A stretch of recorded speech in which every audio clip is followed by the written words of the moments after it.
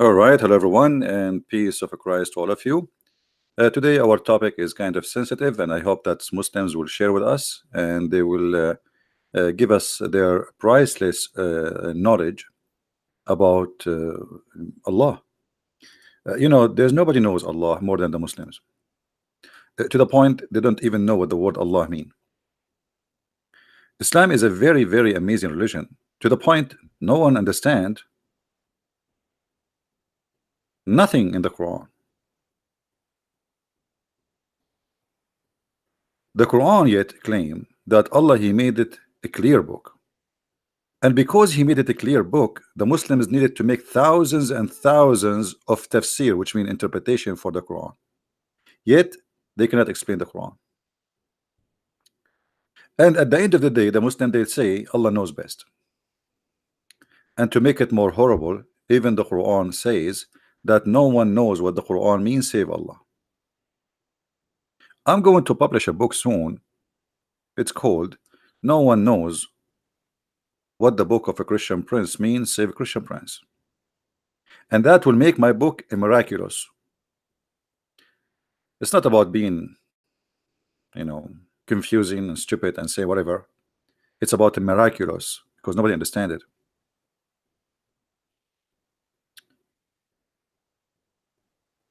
My Skype is open for any Muslim is willing to call us live on air. Please feel free. If you go on YouTube, you will find thousands and thousands of videos about where is Allah. The Muslims, they are trying to tell us, they are trying to figure out where is Allah. How even He exists? And then if you go try to to examine what they say to us in their websites, which is I find it kind of hilarious. As an example here, where is Allah? Okay, where is Allah? Here we go. Where is Allah? Who is Allah? If you read how the Muslim they give us the definition of Allah, you will die laughing. Allah is the proper name applied to true God. That's who's Allah. So all what you know about your God, that his name is Allah. Okay, what Allah mean? They don't know.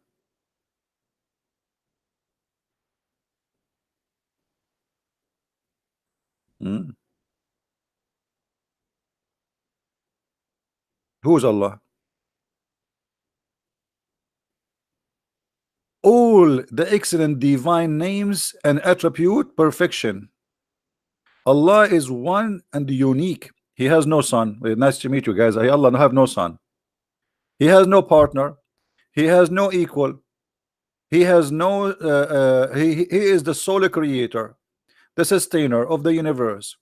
Every creature bear witness to his oneness. So why Allah want to kill the pigs? If every creature bear witness for his and what do you mean we bear witness for his creation? Here we go. I don't bear witness. I mean, what is that? Is that a definition, or this is a statement of somebody he believe blindly? All creation they believe in his oneness. Who are those creations? Cockroaches, cats, rats, dogs, goats. What do you mean?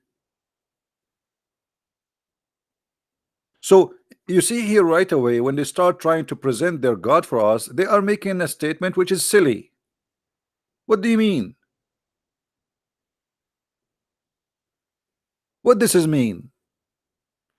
I thought you are going to tell me who is Allah. Or what you are saying to me, an assumption, a theory, that there's someone you don't even know, you never met, you never heard. Muslims, they never saw Allah, they never heard Allah, never spoke to them, not even once. This is why I call him the muted Allah.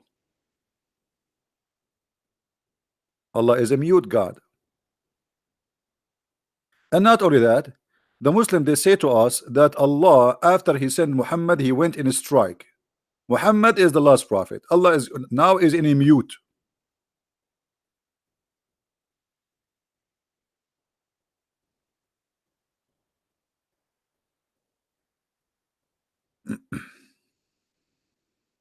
And then if we go down, you will see Every creature bear witness to his oneness, divinity, and rububiyyah. Like, you know, supposedly the Muslims, they are making for us like an article, and their article is in English, and then they say rububiyyah. Like, supposedly you know what rububiyyah mean. I mean, like rububiyyah. Okay, what rububiyyah? And then here, I info of Rabb, and the unique of his attribute names. What the unique about them? He get angry, I get angry. Allah, he cheat, I can cheat too. Allah, he lie, I can lie too. Allah is a deceiver, I can deceive too. Shaitan is a deceiver too. What is unique about the attribute of Allah? What is unique about his attribute? And then they quote for us a verse from the Old Testament, copying it and put it in the Quran, and they say there is none like unto him. But if this is the case, if this is the proof, who is he? Well, here we go. The God of the Christian, they say the same. And not only that, none like me too. Do you know, according to science, that there's none like me? Does that mean I'm God?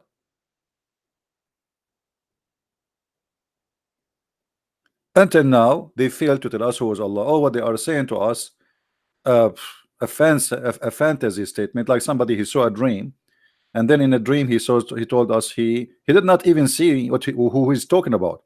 Like the Muslim did not even see the one they are talking about.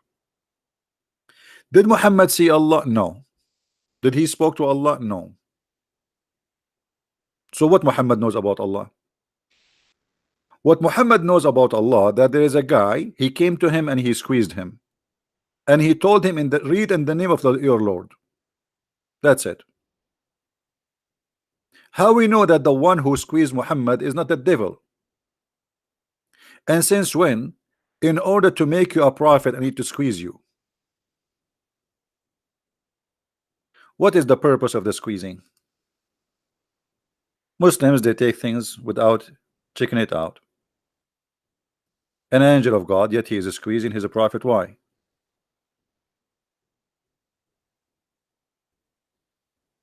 Don't you find that this is strange?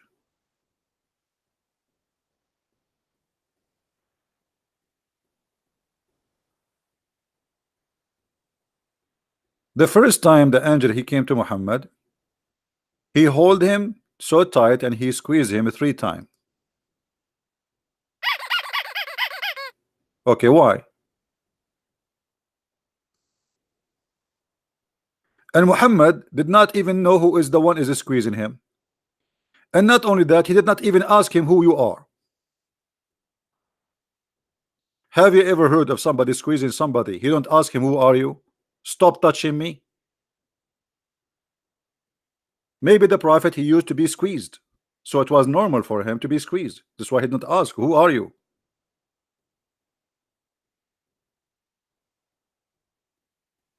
Maybe the angel, he thought Muhammad is a lemonade.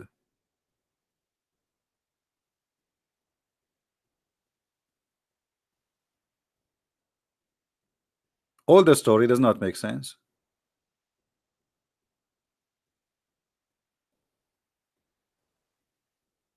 If there is any Muslim want to tell us what is that is about, please let me know.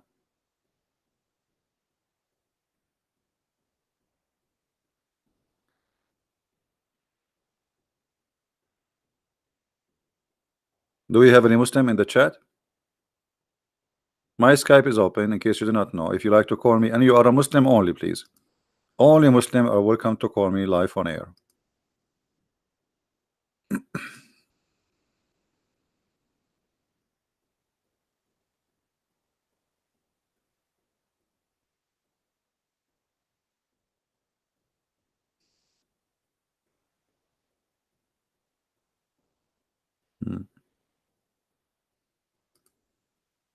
Anyone? Now let us go to something else. In the same article, they say to us, there is no one share his dominion.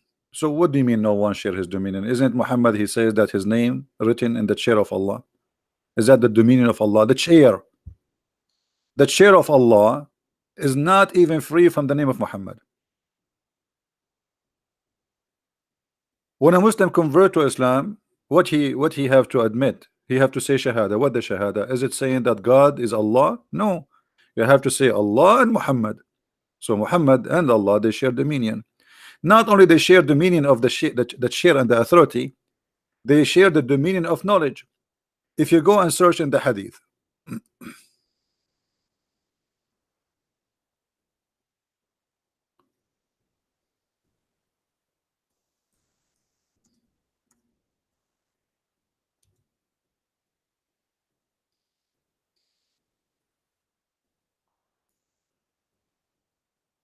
all the hadith says that Allah and his messengers knows best.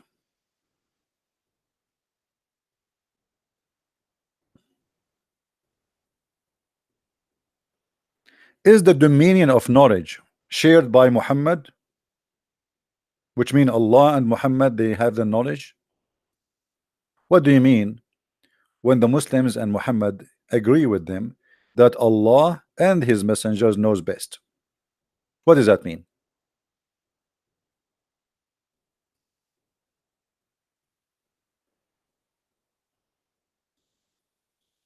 Hmm?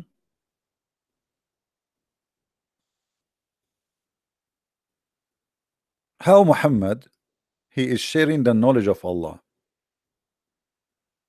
And you notice how they associate the name of their God with the name of the man who his name is Muhammad, claiming that Muhammad have the knowledge of Allah and Allah share the knowledge of his own with Muhammad.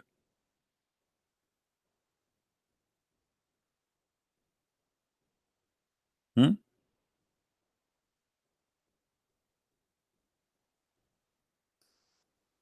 Allah and his apostle knows best.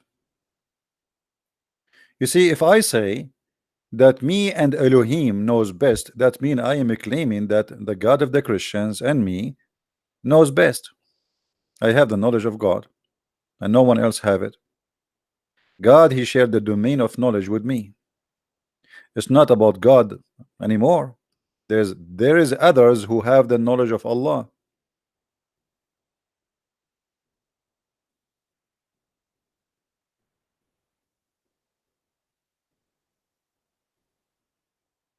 Do we have any Muslim want to say anything? In the top of that, the Muslims, they say to us that Allah, he sent 124,000 messenger.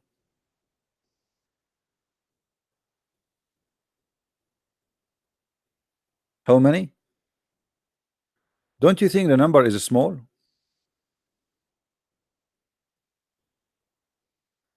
And here you see the madness.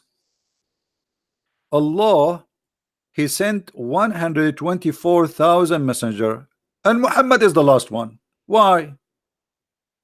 I mean, is that fair? Mankind today, they are like guided and there's no need and that's it. 124,000, which means Allah, he was popping messengers and prophet like eggs, like a chicken laying eggs. It's like an ant. The queen ant, she lay a lot of eggs. Question: who can name for us the 124,000 prophet? Who is the prophet for India? By the way, according to the Quran, the yellow pages of Allah, it says that Allah, he never sent the messenger except in the tongue of his own people.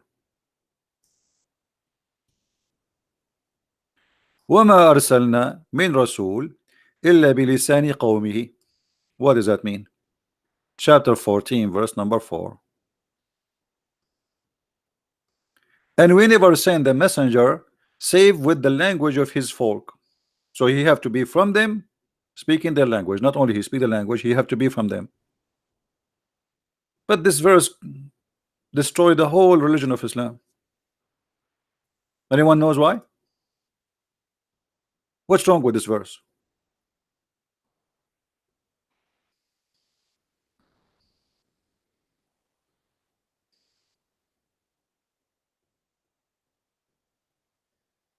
What do you think, guys?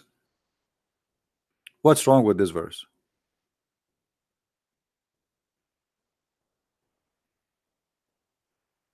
How old is Earth? That explains the huge number of prophet. My friend, your God Allah, He created the Earth, and then the Earth is supposedly the history of man since the time of Adam, and the time of Adam is not long, really far.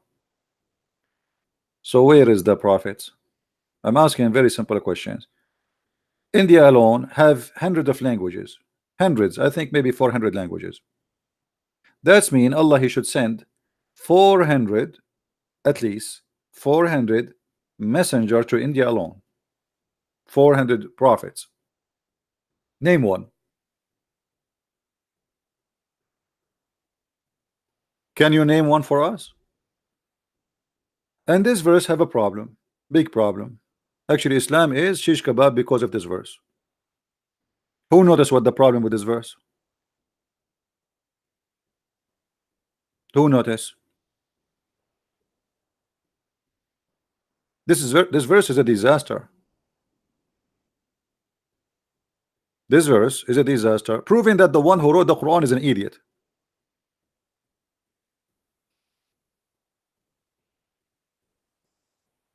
If Allah He sent messengers only from the people, He have to be from them, not a foreigner, and He have to speak the language for sure.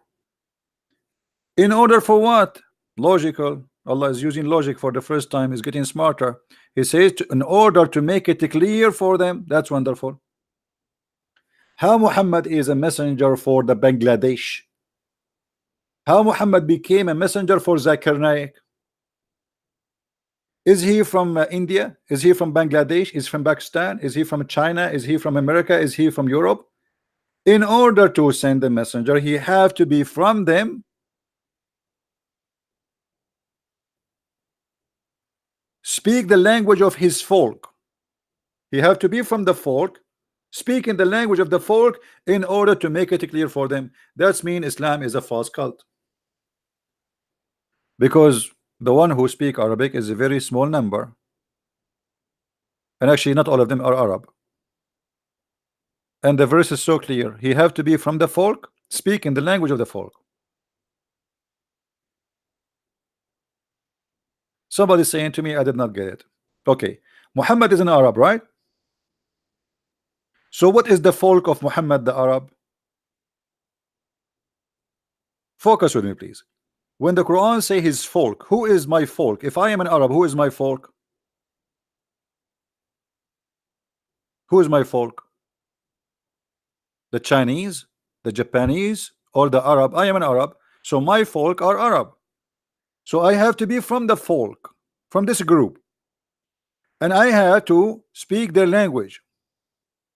So in order for Muhammad to be international messenger as they claim, Muhammad he have to speak the language and he have to be from the group. Which means if Muhammad was sent to the Indian, and India have hundreds of ethnic groups, not one ethnic, and hundreds of languages and religions, Muhammad he have to be 400 Muhammad. 400 Muhammad, each one of them is born between one of the folk of this nation.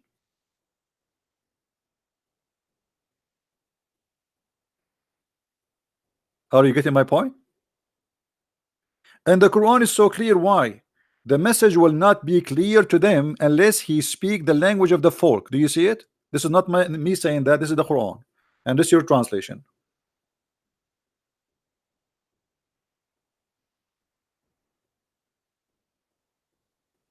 So Muhammad is a false prophet because Muhammad is not from the folk and he don't speak their languages. So Quran getting Muhammad busted, showing the contradiction. And look, the Quran make it clear, we never sent. Do you see the word we never?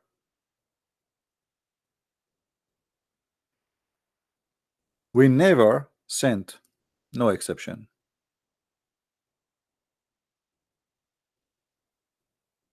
We never sent a messenger save he speak the language of his folk.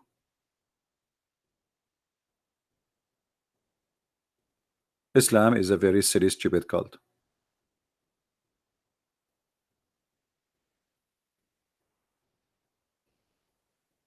Blugly, we don't want to change the topic. Let's focus on this topic in front of us.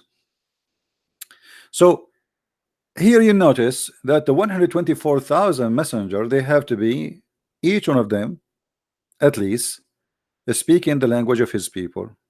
But if we go in the Quran, we will find that the most of the messengers are to the Jews. Allah did not send. Did Allah send a Muslim messenger for the American Indian, who there are many tribes and many languages? Did He send to the Chinese, who there are many nations and many languages? Did He send to the Russian? To what is that is about? And when the Quran says, in order to make the message clear for them, that's mean Allah will not send the message unless it is in your language, so you will understand it. Is the Arabic a clear message to Zakir Naik? Shabir Ali, Zakir Naik, Ahmad Didat, all of them, they share one thing: none of them speak Arabic. I made a video about Didat, the funny Didat, who is making himself a scholar, but yet he do not know how to read Arabic. You believe it?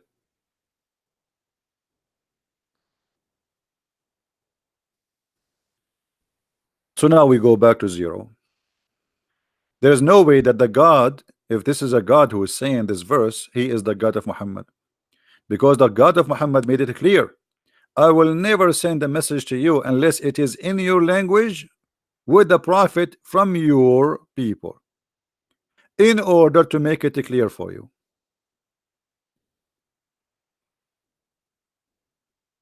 That's mean Islam, all of it is a garbage.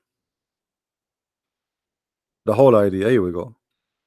I remember the Quran says, if the Quran is not from Allah, you will find in it a lot of contradiction. CP, you cannot even speak a classic Arabic. What do you mean I cannot speak classic Arabic? First of all, there's nothing called the classic Arabic. But if you mean the Qurayshi Arabic, I speak it fluently. What does that mean? وما أرسلنا من رسول إلا بلسان قومه ليبين لهم فيفصل الله. What? I don't speak even classic Arabic. Arabic is not really a language by itself. Arabic is many languages. It's a collection of languages. But because of Islam, the official language became the language of Muhammad, which is Quraysh. But there's nothing is called really Arabic. Most of the Quran we see in front of us is nothing but other languages.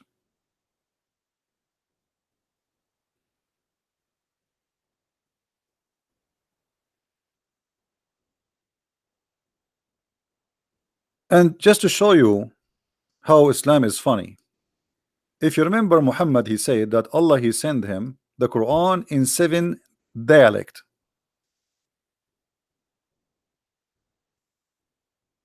Why seven dialect?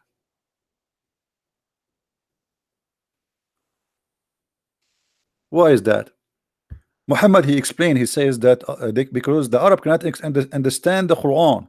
Imagine the Arab, who they are Arab, they cannot understand the Quran in one dialect.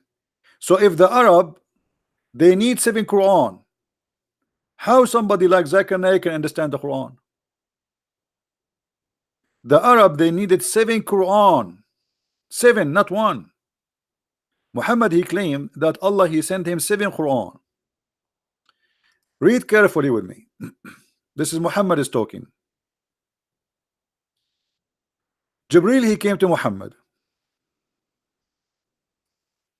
and he said to him, Allah has commanded you to recite to your people the Quran in one dialect.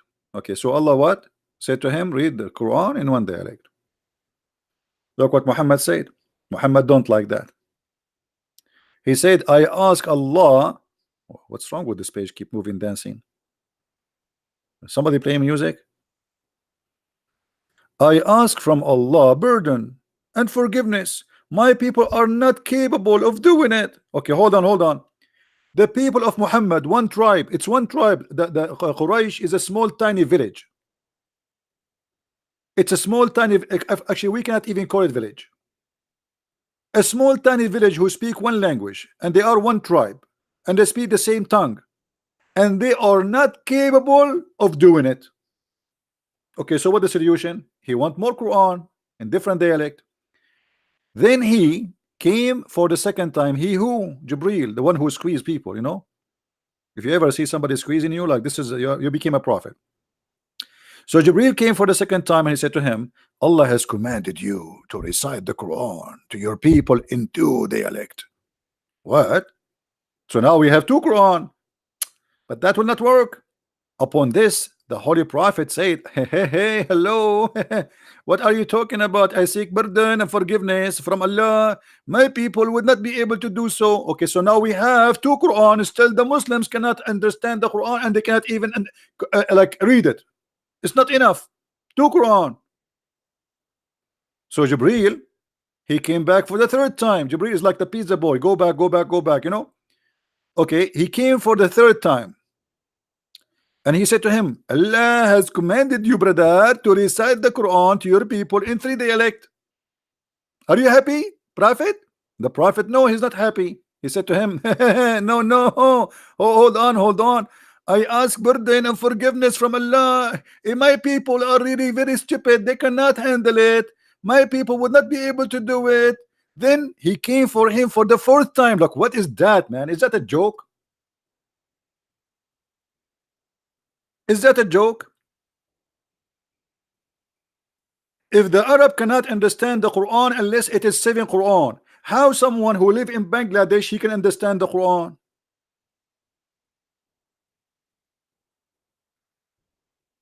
And where are the 7 Quran?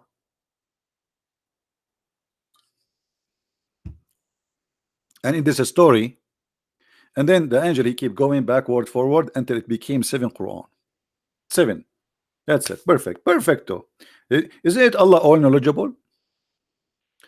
Muhammad is correcting Allah order. Allah he says be one dialect. Don't Allah knows?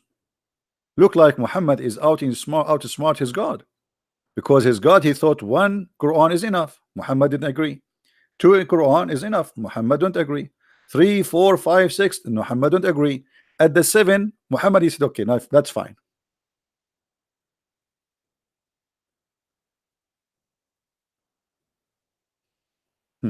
Look what Fadi he says to me.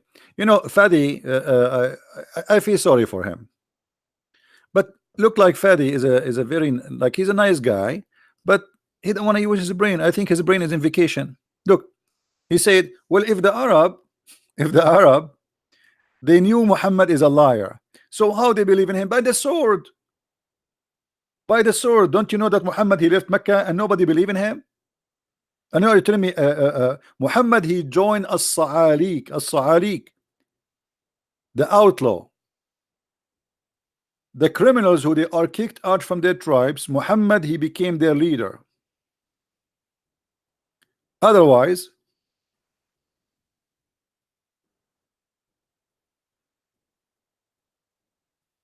the Arab they said hundreds of times that this is nothing but stories, fabulous stories, fairy tale story,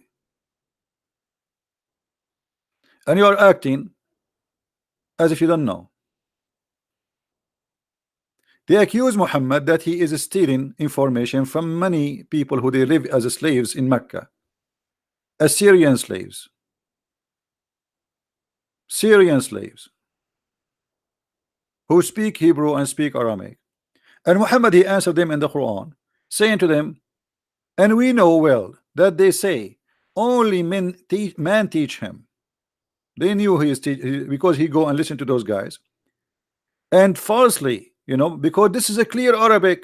You know what a clear Arabic? We just show you where it says in the hadith that the Arab cannot understand it. How it's a clear Arabic yet he needs 7 Quran. I mean, do you see how clear it is? It's a clear Arabic, but yet he needs 7 Quran. But what is behind the 7 Quran for reality? Muhammad he cannot repeat the same verse twice. So in order to cover his lies, he says, oh yes, actually there's a video made by a guy, his name Samshi. I don't know if you know him. Shamshi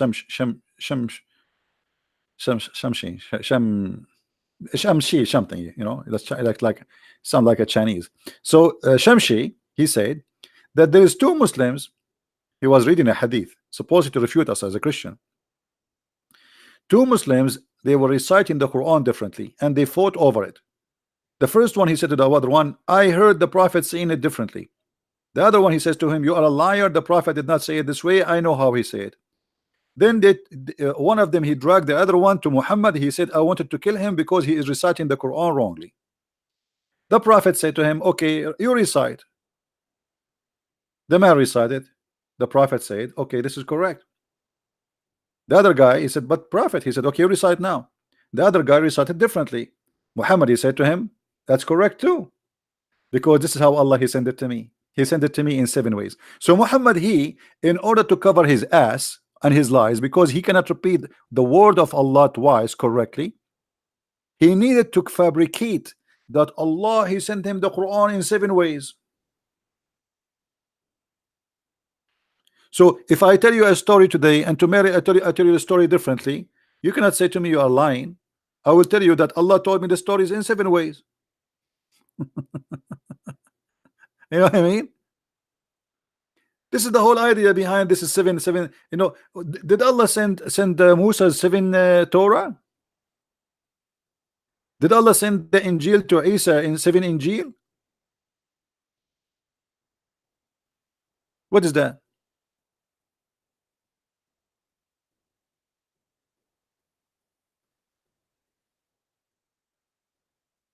And what he mean? My people are not able to do so. So how somebody who live in Pakistan now, he is reading translation is Yusuf Ali and it's enough for him?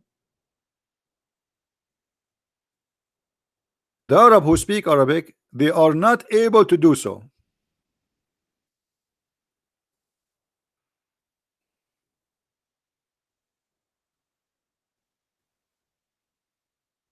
Do we have any blessing from Allah for us today to send us some Muslims to guide us to the truth?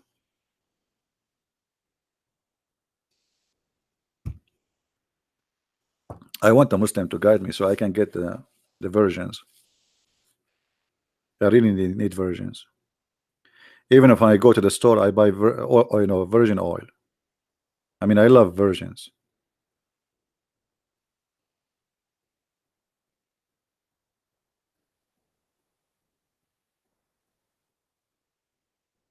Where is the Muslims?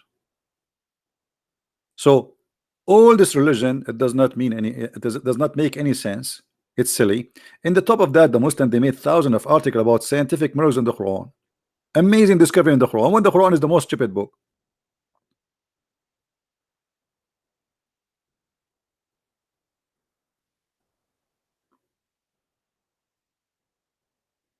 Now after Allah, he sent the Quran in 7 letters. Do you Muslims even explain the Quran? Do you even understand the Quran?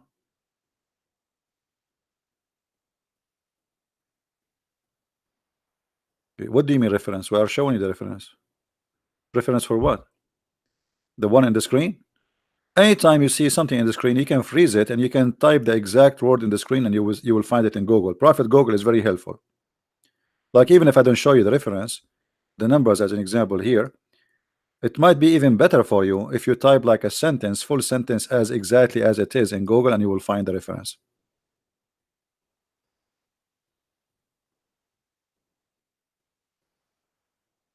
Who is a Muslim would like to show us something? We are willing to change the topic, by the way. If you are willing to show us a proof of Allah existence in any way, in any mean. If you can show us a proof that the Quran is a book of God, please feel free. And we are here not against Muslims, we are here speaking against the cult of Islam. I'm not against you.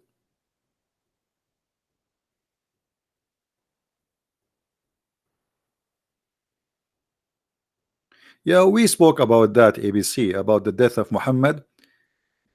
You can watch my previous video. If you go back in my channel, it says who killed the prophet. You can watch it. Do we have any Muslim would like to call us?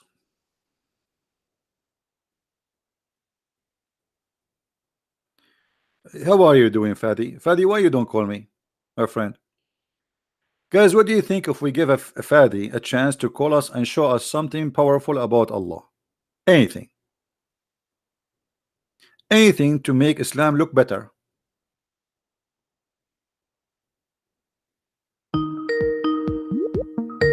We have a Muslim who get upset always when somebody leave Islam in my channel. Look better. Hello? Hey, how are you, Muslim? Assalamu alaikum. Are you allowed to say assalamu alaikum to me?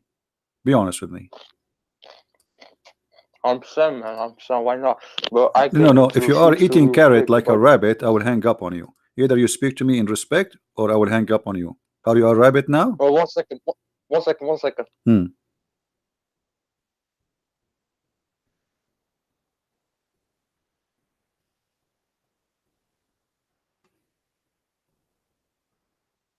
By the way, rabbits are Muslims too.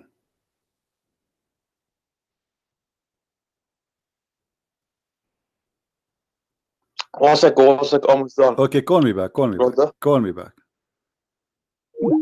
The guy is going to shock. Like he's trying to swear it fast now.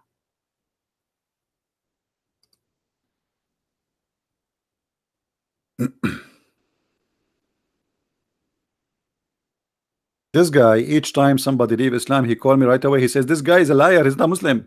He cried badly. I feel sorry for him. And just wait, he himself will leave Islam sooner or later. If you are a Muslim and you have a knowledge in any way, and you think you can give us something solid, good about Islam, please feel free. We like to hear you. Matt, are you a Muslim? Matt Chow? If you are a Muslim, you can call me, no problem. You do not need to ask me. If you are a Muslim, call me.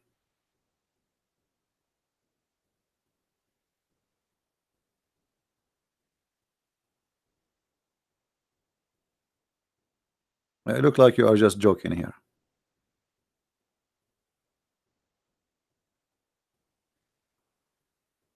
Do we have any Muslim would like to call us? So as you see, by the way, do you know that the Muslims in Saudi Arabia, they fast one day, or they break their fast one day earlier? Look what happened in Saudi Arabia lately.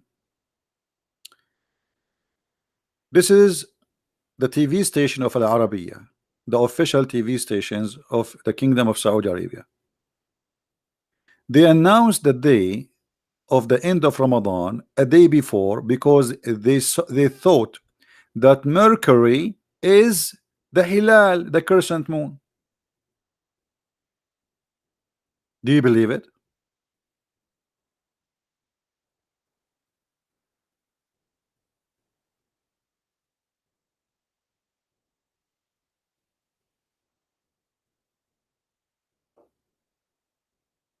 They bought telescope from the American. Look, they are waiting for the Hilal, the crescent moon. And then at the end of the day, they thought that Mercury is the crescent moon.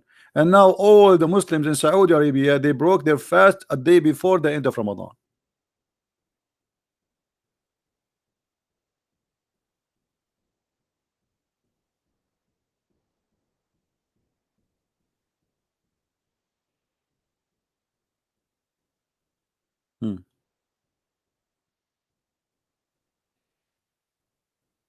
I mean, if you have telescope and you could not recognize the crescent moon from different all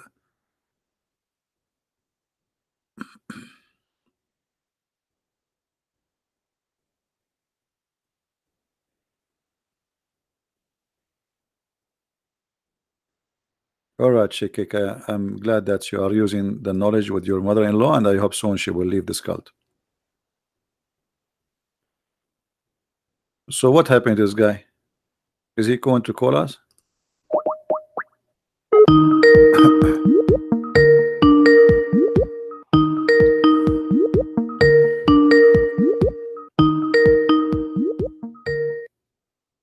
He is not answering now.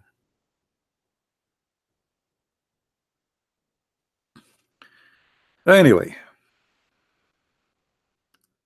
Islam is very easy to prove to be a stupid cult, and you do not need to be a genius to prove it. And here we go, we are here to challenge. You see, Those who claim they have knowledge in Islam, do they dare to have an open line like us and take calls? I will call you. Like this guy, his name Nu'man Khan. Nu'man Khan, he received text messages from girls, but not from me. Can I text you? Can I call you? What about Zakir Naik?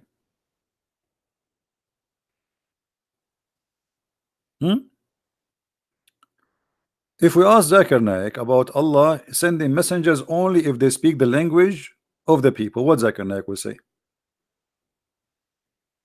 What do you think? Muslims, what do you think? Zakir Naik, your hero, who do not know anything about Islam, what he will say?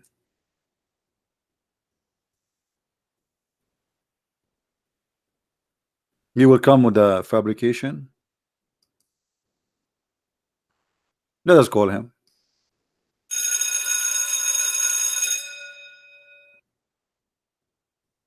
I forgot this ring will not work for him because this is a ring of shaitan. The Prophet said so. Hello? Brother Zakir Naik, Assalamu alaikum, brother. I have a question for you. I told you your name is the Christian Prince and don't say your name. I can't get you butted easy. Just take it easy. I did not change my name and did not change my voice. I'm talking to you, brother. What is the purpose of a chapter 14 verse number 4 where it says Allah never send a messenger unless he is from the people speaking the language of the people? So how the Prophet Muhammad can be a prophet for people in India or Bangladesh or Pakistan? First of all, the Prophet, he is welcome to be our prophet and we like it. The same all what we say, I am sexy and I know it. Secondly, it's not your business. But we are trying to understand what the Quran is saying, how he can be your prophet if he is not from Bangladesh or Pakistan or India and he don't speak the language of the people.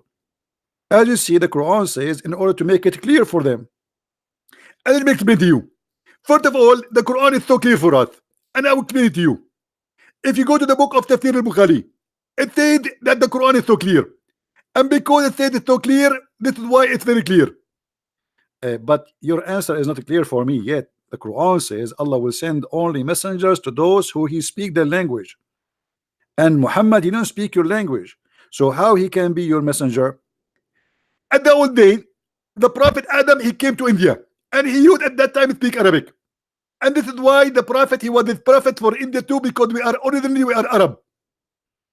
Adam, he came to India and India was Arab, and the Prophet, based on that, he is a prophet for India because originally they are Arab. Absolutely, and we can prove it for you. As an example, the Arab, they like to eat rice. We like to eat rice. They like to eat curry, and we like to eat curry. And they like women, and we like women. So obviously we are one nation, and you get your basid. And don't call me again.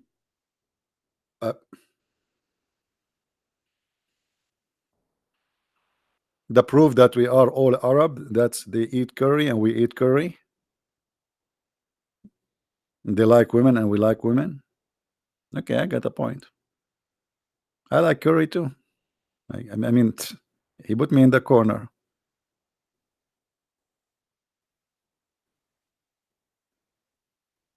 Any Muslim want to answer this?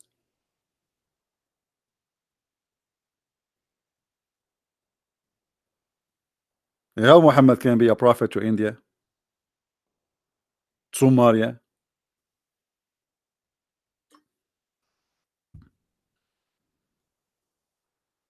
All the countries around the world.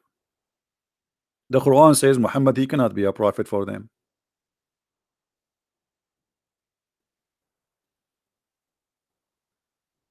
And by the way, here there's another mistake. Does the Quran says Allah will send it to his folk? But isn't it the Quran say that Allah, he sent sent Moses and Aaron to Pharaoh?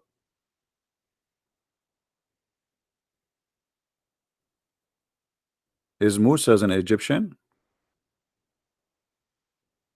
The Muslim, they say to us the only messenger who is a messenger for all mankind is the Prophet. What does that mean? Abraham, according to Muslims, he came to Mecca. Abraham was an Arab. At that time there's no Arab.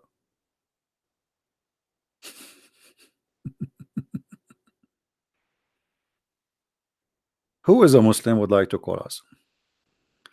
Does Hilal mean the crescent moon? Yes.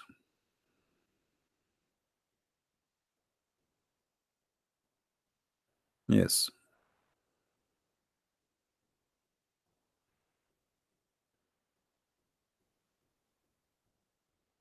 And Hilal actually is coming from the same as we explained before, where Hil al.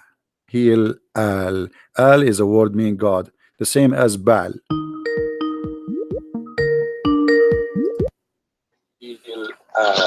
Al is a word meaning mute YouTube. Mute YouTube. Oh, give me a sec. 1 second, brother. There's many Muslims are leaving Islam, and today there's many they will leave. Are you going to call me after they call and they leave Islam? You will say to them they are liars as usual. No, but if they lie, of course somebody has to correct but them. you always you lie to me too. If they are lying, I mean, how you know they are lying? Are you Allah? No, but you can just tell. I think you are God. How you can tell that? You know, I mean, but let us go here. Listen, the Prophet said that Allah told him after he squeezed him the angel Jibreel, he gave him this verse says, "We never send a messenger save who speak the language of his folk, so they might understand the message clearly." Yes. How Muhammad then became a messenger for all mankind if he don't speak the language of the folks and he is not from the folk? Brother. So what this verse is saying, it's saying a past time. It doesn't say now and in the future. Where it says in where it says time. Where it says in past time, where it says that. Wait, let me open YouTube. There's a verse now in the screen. Yeah, it's in the screen. Okay. All right, it says Bismillahirrahmanirrahim. It says, and we never send a messenger save with the language of his folk, that he might make it clear for them. So it says, and we have never sent in the past time. But isn't it this is in the time of Muhammad? He's speaking now, Muhammad. He gave this verse to Muhammad, right? No, but it's talking about the past time. No, did he give this verse to Muhammad? Now when the Quran also says like no, hold on. Did he give it to Muhammad? Okay, did he give this verse to Muhammad or to a different person? He gave it to Muhammad. Okay, talking about when Allah he gave this verse to Muhammad, at that moment was Muhammad a prophet or no? Alhamdulillah, of course. Okay, so he was a prophet, so he just said, and we never send a messenger save with the language of his folk. At that moment, until that moment, we never sent, and the time of what? At the time of Muhammad being exist. So until that moment, which Muhammad is receiving this message, we never send a messenger except he speak the language of his folk. So how you say to me in the past? Yes, in the past, but in the past, in the time of Muhammad, which means in the present. In the present of Muhammad, and since that present, we never sent any messenger unless he speak the language of his folk. So he have to be from the folk and speak in their language. So how Muhammad can be a messenger for the Indian? And the Quran saying clearly, in order to make it clear for them. So what is the reason? In order to make it clear for them. But the Quran so if you also send if you send a message in different language, Allah agree that will not make it clear for them, right? Yeah. Now, brother, it also says in the Quran, it says that if they just read the Quran, they will understand it through the Spirit. Do you understand the Quran yourself? They just understand if they read it in Arabic. Okay, what your prophet he says no. Your prophet he says he asked Allah for 7 Quran because the Arab they can't understand it. And here the hadith in front of us. This is your prophet. This is your prophet saying. This is your prophet saying the Arab, not the Indian. The Arab, who they are Arab, they cannot understand 1 Quran. They need 7 Quran. So how somebody from India he understand the Quran in translation when the Arab who speak Arabic they could not understand the Quran? And Muhammad himself is saying that my people are not capable of doing it. What is that? Not capable? No, but Allah makes them now capable. Allah no. Muhammad saying to Allah, my people are not. Allah he saying to listen. The hadith in front of us. Are you reading? Do you know how to read? Of course, man. Okay, read. Then Allah has commanded you to recite to your people the Quran in one dialect. One what? One dialect. Okay. What Muhammad respond was? I ask Allah burden and forgiveness. My people are not capable of doing it. How many dialect you are reciting the Quran today? It's commanded to recite to your people the Quran in one dialect. Hmm. Upon this, he said, Hmm. "Is it Sahih? Oh no, this is da'if. And what is Sahih? I don't know. You tell me. Are you saying you are to me saying sahih? What sahih mean? You tell me what sahih. What sahih mean? Sahih Sahih means is real. Sahih is It's not somebody Sahih. eating too much carrot. What is that? Sahih? What's wrong with this religion? I mean, look how funny this religion. Their religion have weak and strong. You that's mean your God Allah is weak too. I mean, if Allah prophet he said that, can't Allah preserve his teaching? Why you Muslims keep fabricating stories? Why you Muslims are you saying to me you Muslims we lie about the prophet and we fabricate a story about him and Allah he could not stop us? Your God is weak. Here we go. You are right away asking me, is it weak or strong, brother? Which mean, is it a No, but lie this story or a true story, is for brother? people. Because we Muslims, we Allah, write a lot of lie stories about our prophet. We lie a lot we lie. We like to lie. Do you like to lie? Why you are no. asking me if this is weak or strong? What does that mean? Explain to the audience. What does that mean? So in the hadiths, yeah, the hadiths are comparable to the New Testament because the New Testament and the Mhm. hadiths are actually almost the same, but the hadiths are stronger than the New That's Testament false because because Old Testament and New the Testament is the same, and we it, know it if it's hold on, trustworthy or hold not, on, but hold in on, New Testament, hold on. We don't we have don't something. always Hold do in on, Mark don't 8, stop stop being silly. Have you ever seen a Christian saying that something in the New Testament is weak and strong? We don't believe in that. That's why it's not clear. So They I'm asking you why you are saying to me da'if? Why you if they Muslims? would, Why you everything would be okay? weak. So if this is not so you are saying to me that the stories which is mentioned by Muhammad is not protected by Allah. Is that correct? Allah said in the Quran, yeah, He said, "We have brought you the Quran." Is it now not clear? So why And you the are word so why is this story is hadith. written there? If the Quran is clear in one dialect, why you have the Quran in 7 dialect? It's This clear. says people. It says to specific people. It doesn't say to Doesn't the Indians, matter to if the your England. Quran is clear in one dialect. Why we need 7 Quran? You said to me it's clear. Oh, no, what do you mean by seven Quran? There are not seven Quran. There's There's 7 even Quran. more. There's Quran Warish. There's Quran Hafiz. There's many Quran. You have no idea. Are you sure you're a Muslim? I think you're a liar too. I think you're not a Muslim. I think you're a Sabian. Well, what's a Sabian? Sabian is like your prophet. Right? Your prophet is a Sabian. I'm a true Sunni Muslim. But your Alhamdulillah. prophet is not a true Sunni Muslim. Your prophet is a Sabian. What is a Sabian? The Sabian is the word Sabian is those who do coloring. They color you. You know, like they put you in the water and they color you. Ink in ink. No, by water. How am I gonna get caught if I go into water, man? So are you saying to me this is stupid? Well, first of all, yeah. If you look at this, it actually says this. It says, I was watching the video while I was eating. Don't change the Real topic. quick. Don't change the topic. Are you saying to me this is stupid? To color somebody by water. It depends. It depends because in the Bible it Here we says go. that You say here we go. Now it's depend. Moses was So leprous. what It said that Moses, the color was what changed. depend what depend? Either you say yes or you say No. what does that mean? No. Well, even if in your Bible it says that God gave Moses another color when he put his hands in his bosom. I'm asking you in your Quran. In his bosom. Yeah, I love your Bible, Listen. man. It's just the Bible, I'm brother. laughing at your stupidity. I'm asking you. Is it correct? You are asking me what is the Sabian, right? Yeah. Okay. Do the baptism of the Sabian. So Sabian, I don't know. You tell me. Read carefully with me. Chapter 2, verse number 138.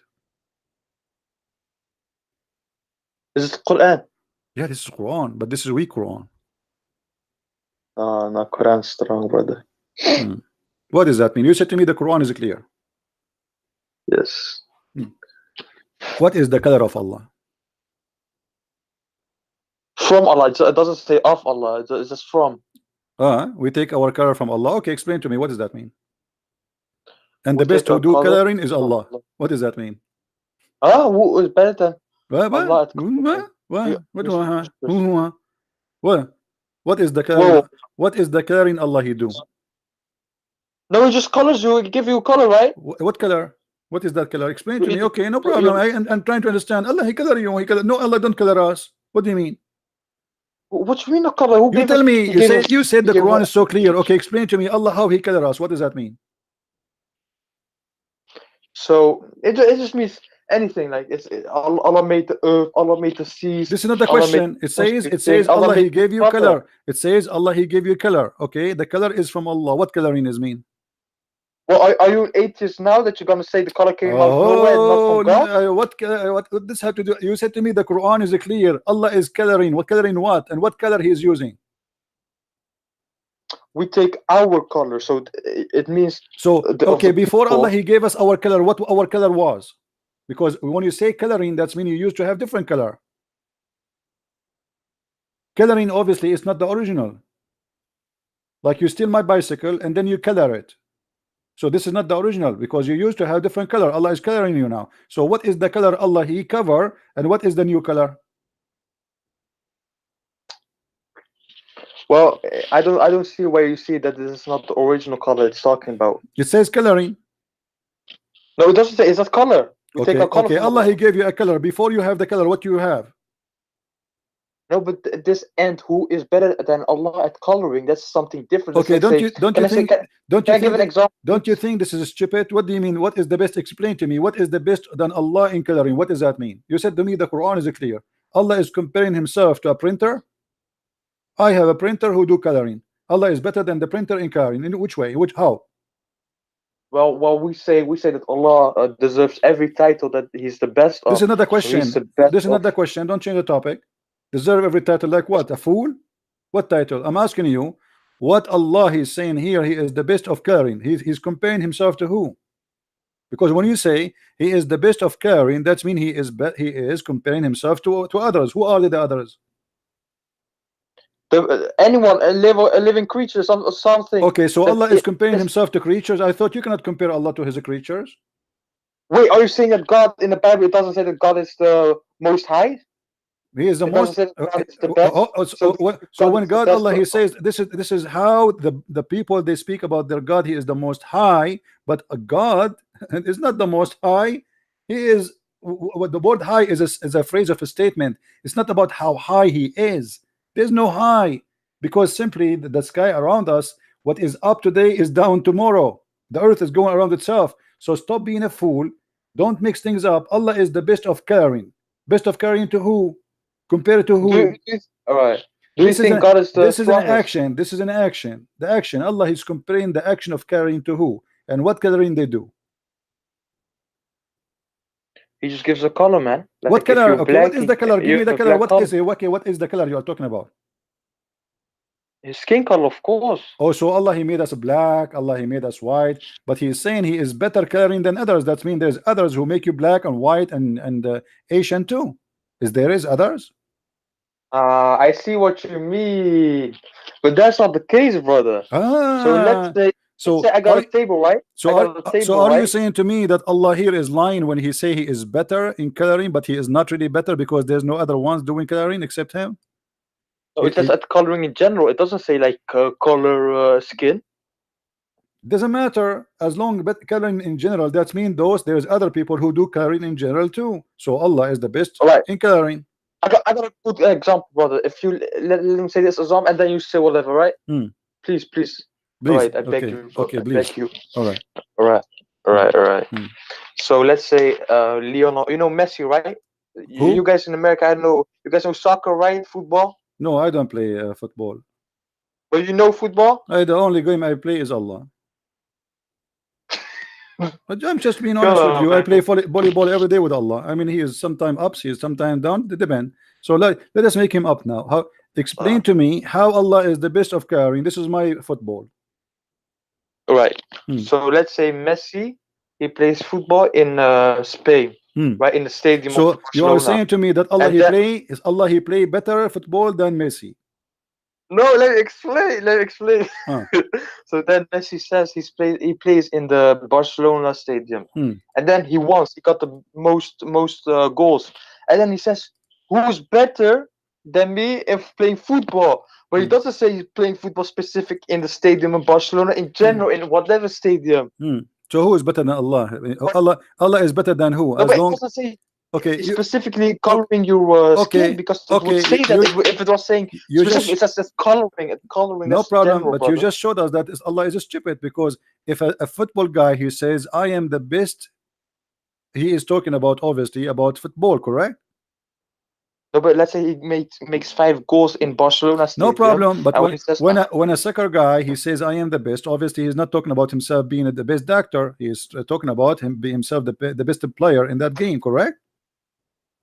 Okay, but, as long he is the best player, and this is the example you gave me, that's mean Allah, he is claiming there's other players, but he claimed to be the best player. That's his mean. no, That's mean no, he's not the no, but only. That's mean that he's not the only God. Read with me this verse, chapter 23, number verse one. chapter 23, verse number 14. If you answer this one, What if is that, if man? you answer this one correctly, I will give you a big carrot. Chapter 23, verse number 14. It says Allah is the best of the creators. How many creators there is? Well, I can create something now if I want. Really? And that will make Allah Yeah, but better than you in creation? So you join the club of creators? All no, of no, us, we no, no, no. know. I can be. No, don't be a fool. We know that Allah, he said it clearly, that the creation he speak about is giving a life, not about making a table. Don't be a fool. No, but so ground is life, trees are life, but that's also created by God. No, Allah, he said, he challenged the man and the genie to create even a mosquito or a fly, correct? Let me see, man. What do you mean, let me see, man? Chapter 22, verse number 73. Allah, he says, "O mankind, make like what?" He says, do you worship beside Allah something who will never create a fly? So what is the word the creation in the Quran? Is about giving life, like creating a fly. Even a fly you cannot create. So when Allah, he says he is the best of the creators, obviously he is not talking about creating a table. Stop lying. He is asking, can you create a fly? Do you If agree I with that? fail at creating something, does that mean I'm a failed creator? What? I'm a creator. If I try to create something, but I've created something different, but I try to, let's say I try to My create life, friend, you man. are not But then creating I failed that. anything. There's invention and there's a creation. Creation is you make something come to existence. Invention is something else. Invention, I But can some stop, scientists, stop, they say like, stop fooling yourself. In the religion, when we say creator, we mean the one who create things, bring them into existence. Like example, life. Adam, he was a dust. He made him mud. He breathed into him. By breathing into him, he gave him life. That is a creation. Otherwise, the mud, anyone can do mud. Otherwise, mixing dust and water together, I can do it. But I cannot breathe into something and give it life. That is the creation. So now, when Allah, he says he is the best of the creators, Allah comparing himself to who? If there is someone else, he do create from the mud creatures.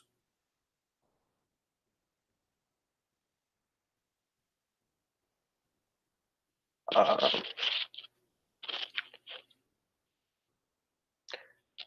I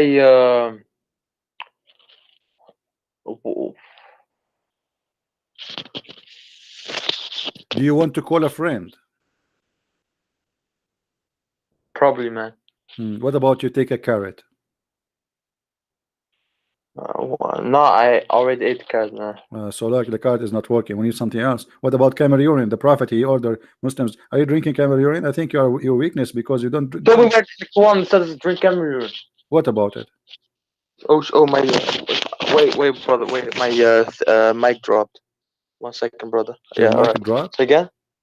No, my mic dropped from my Okay. ear. So now what we would do with Allah is the best of the creators. Do you think he is lying? He is exaggerating. He is saying he is the best of the creators, but there's no other creators. He's a liar. Well, I think this is subjective, man. You know why? Hmm. You keep doing it this way. I think it's subjective. You know why? Hmm. because somebody might read this here means in general, but somebody else might read this that is like creation. Let me Well, ask it you. doesn't, since it doesn't specifically say Okay. um Okay, hold on. For you know what? life. Hold on. You see how clear the Quran for you? Obviously, it's clear. And you, I mean, the Quran is so clear. Here it says, "And we have created above you seven baths." What does that mean?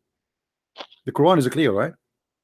There's 7 ways Well, above above you. There's 7 ways. What is that? yes, What is that? and with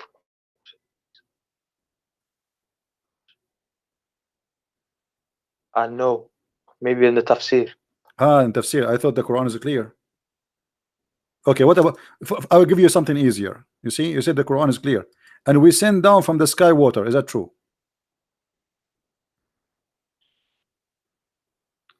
Brother, when you accept that the Quran is the Don't change truth, topic. yeah, Is it you will true? accept Is it everything true what is that in it. is it true that the water is coming from the sky? Yes, from the clouds. So where is the ocean coming from? I thought the cloud is coming from the ocean. Water in measurement, and we give.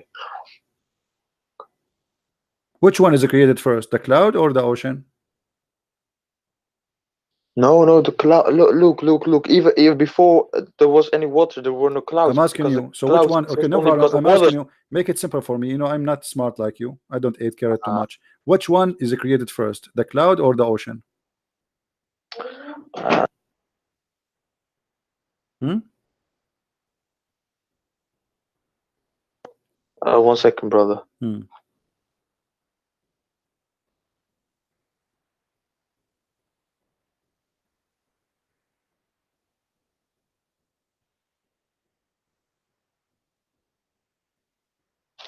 Could you repeat that question?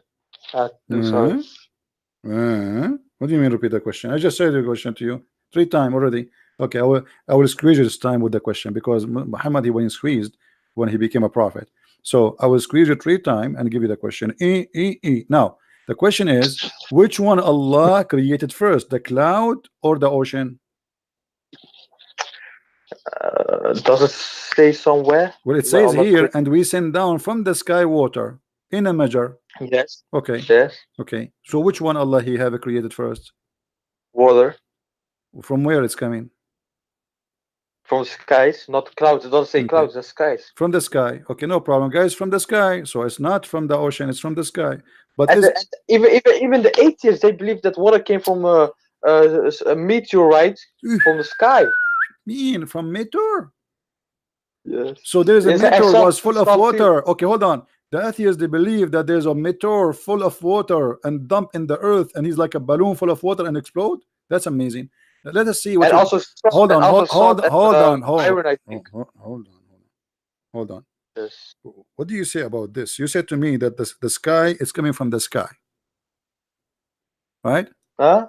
You said to me it is coming from the sky, correct? So what this hadith is saying now here? That Allah, What? before he created anything, even before he created the earth and the heaven, his throne was upon the water. Huh? So, Hmm.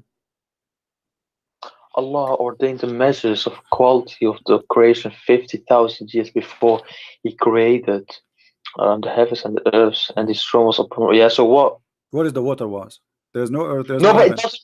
It doesn't mean what was created in the sky. It says the what was brought forth to My us. The friend, hold water we on, have on hold this on. Oh, earth. listen, From listen, it doesn't mean listen, the listen, general listen, water was created from the listen, sky, Abdul, brother. Abdul, It listen. says the water we have today. Okay, Abdul, listen. There's no heaven, there's no earth, but yet Allah has a throne above the water. Where was that water? There's no earth, Somewhere. there's no sky, there's no earth. It says clearly, before he created the heaven and the earth, as his throne was upon the water. So there was no heaven, there was no earth, but yet he was in the top of the water. Where was that water? All right. Now, before I answer this, Christian Prince, brother, uh, I can, if you want now, right now, I will ask smart Muslim Sheikh, What do you a mean smart scholarly Muslim? Are you guy, saying to you are call you. whoa, hold on, are you insulting yourself? Are you saying you're a stupid Muslim? You want to answer ask a smart Muslim? What does that mean? I never mind him then. Never mind him. All right, all right. So what? So let me ask you then. Let me ask you No, then. I am willing All right. to. I'm willing to help you. If you call live right now on air, your sheikh, and put him in the speaker with us, so I can talk to him. Can you do that? Wait, what?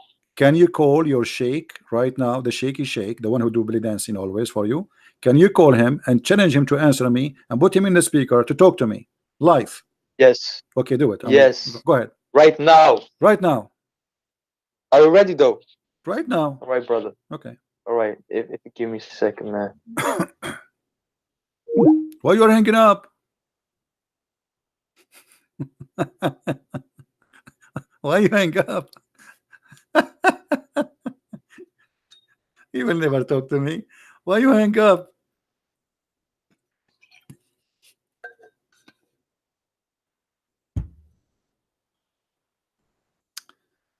Okay.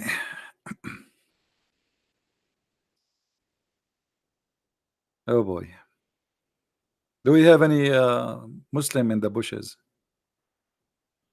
I mean, what is this? The Quran is so clear. Yeah. All right.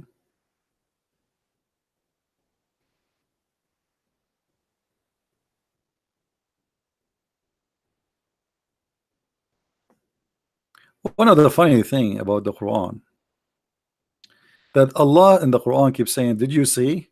Did you see? See what? We saw nothing. Guys, did you see how the sky is blue? Okay, what does this have to do with you?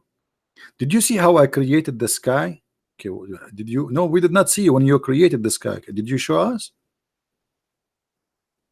I mean, you keep saying, did you see? Did you see? I mean, Allah is speaking to the blind people who is trying to make them believe, supposedly, and He's saying to them, did you see? I thought they're blind, and that's why you are trying to guide them. So what you say, did you see? They are blind, my friend. I did not see.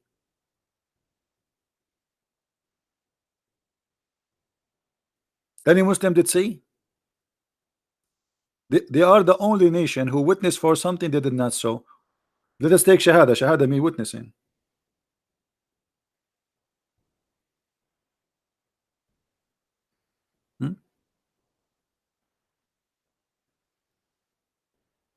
Look at this.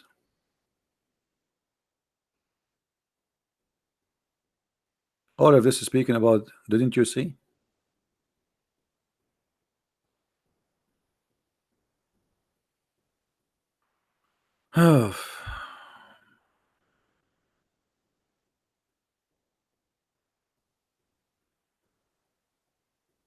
Any Abdul? I am not taking your call. Yes, maybe you are blocked, Matt, because you are being silly. You are not a Muslim and you keep saying you want to take my call. Why I want to take your call?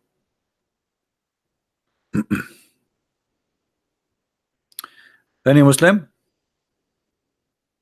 Now this guy is trying to convince his sheikh to call me and to speak to me. He will never talk to me. He will risk his career. No way.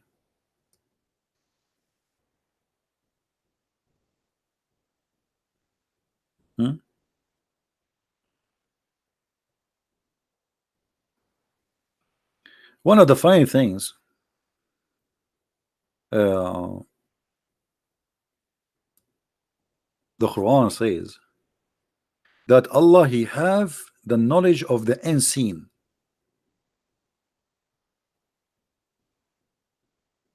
And He can see. But if we do a little examination, we will find that Allah, He have no idea what He is talking about. As an example, Allah created from every kind, male and female.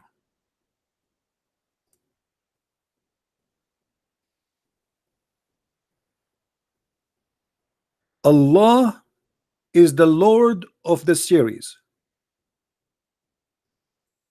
because He's a Sabian. That's what the Sabian believe.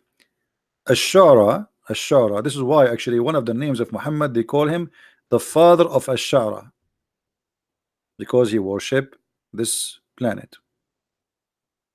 And this is an old religion, exists in Arabian Peninsula, and they used to worship it.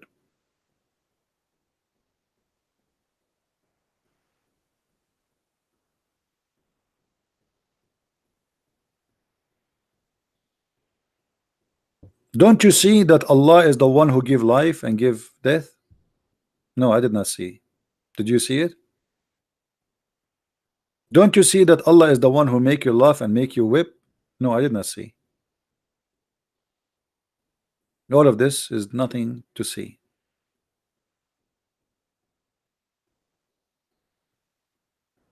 And here you find another stupid statement in the Quran, that Allah, he claimed that nobody should pay for the sin of somebody else. But in different locations, Muhammad, he make it clear that the Christians, they will pay, and the Christians and the Jews specifically, they will pay for the sin of the Muslims.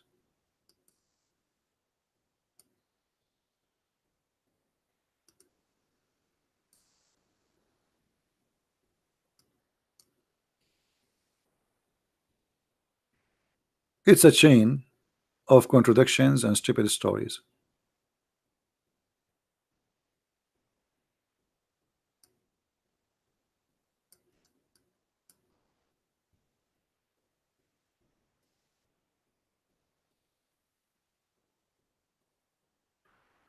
Let us see.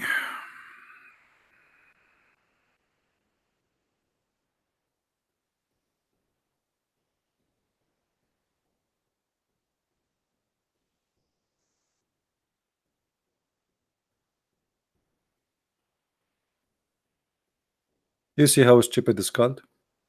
The Muslim, they say to you, is it fair that Jesus, you Christians, you say that Jesus, he paid for your sin?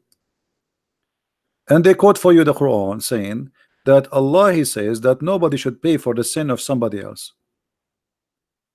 Let's just change the translation, because this donkey is very weird translation.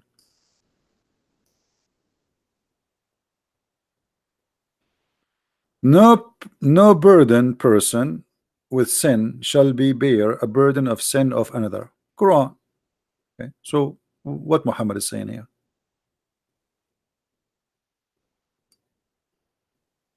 One of the clear signs of cult leaders, they are not consistent with their own teaching. Either nobody will pay for the burden of somebody else, or people will pay for the burden of somebody else.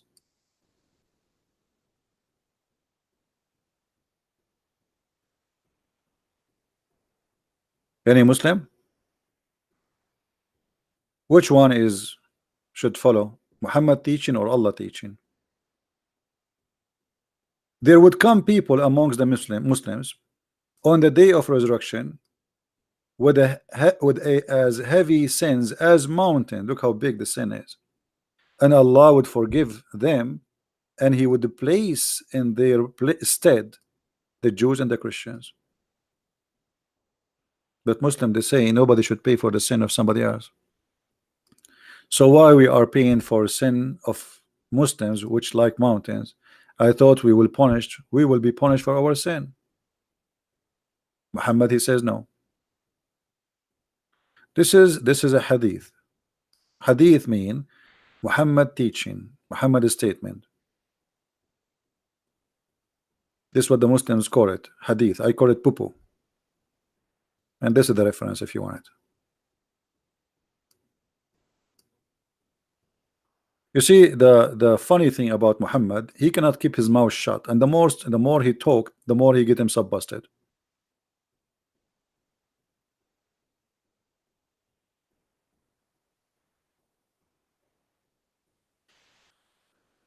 Matt is not a Muslim, guys. You know what? Let me block this guy. It just became annoying. Do we have any Muslim would like to call us? Every statement of a Muslim trying to protect his religion does not match, the same as his prophet does not match his own teaching.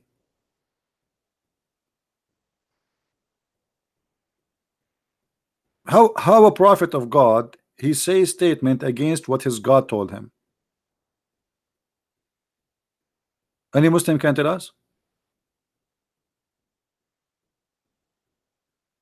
How he is a prophet speaking for this God, but his God says something and he said the opposite.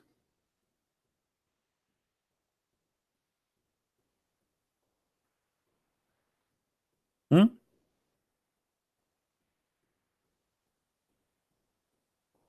And what happened to this guy? He want to call his sheikh. I think he is diving in the deep ocean trying to find him.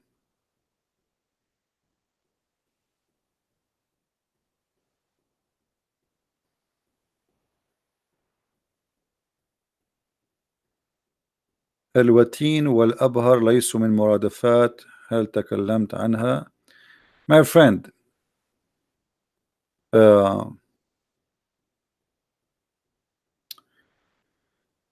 الوتين, when a Muslim he says to you that the word watin is not the same as the abhar,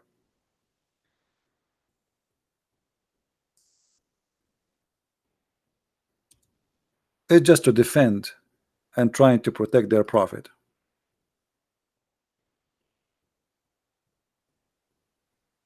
which is not true.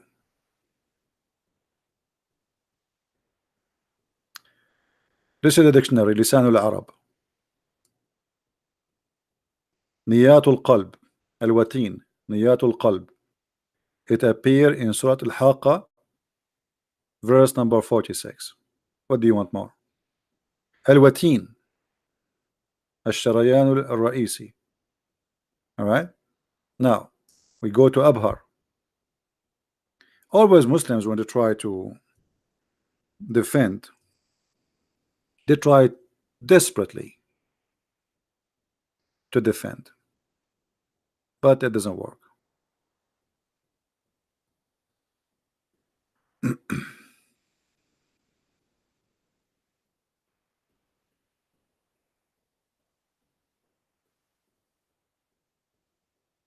Let us see.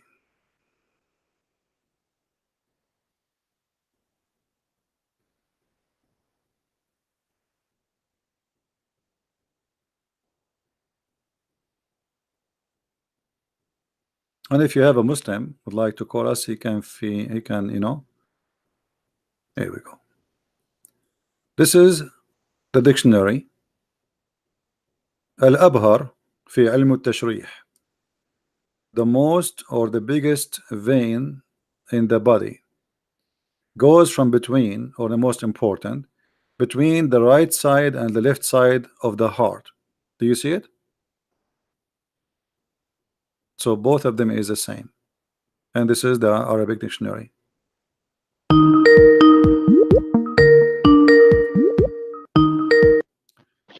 Yes, Abdul. Salam alaikum, brother. Alaikum hello. Did you call your sheikh? Yes, but he cannot, it took him long to respond, and but then he cannot talk he said, to me. He cannot talk to me. He's busy. No, but I got somebody else then. He's Okay. not so knowledgeable as the sheikh, but he's you know, your sheikh is a not bit more knowledgeable. knowledgeable than me. Your sheikh is not knowledgeable. No. I mean the one I'm gonna send you right now, not the sheikh. The sheikh can't talk right now. Okay. He told me he can't talk right now. Okay. Who's going to talk to me? Hello. Yes. Wait. so I'm gonna throw somebody else at you.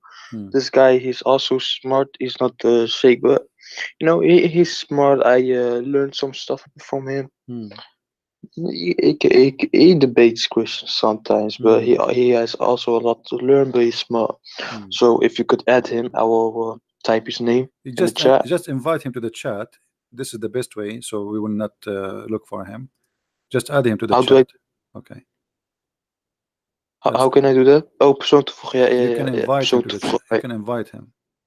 Yes. Give me a second. And then if you want, you can hang up, and he will talk to me alone if you want, or you can stay with us. All right. Let's see.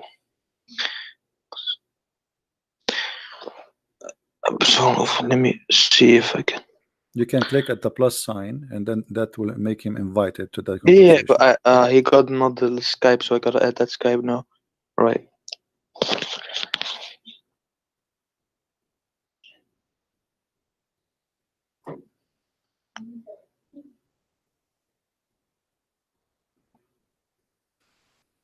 Mm.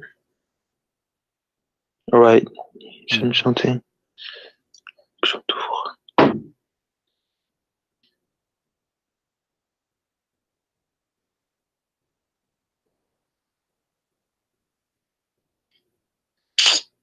That was this. It says.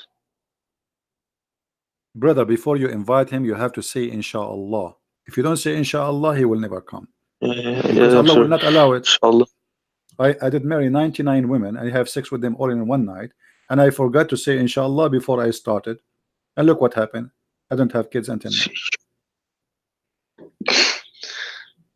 In the call. Yeah, I'm sorry for this taking a bit. Let me see.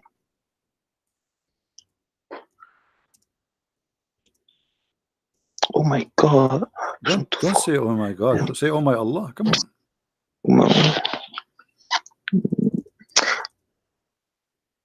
Well, I type his name. If I press add someone, I type his name. It says, I see some other account when I type his name.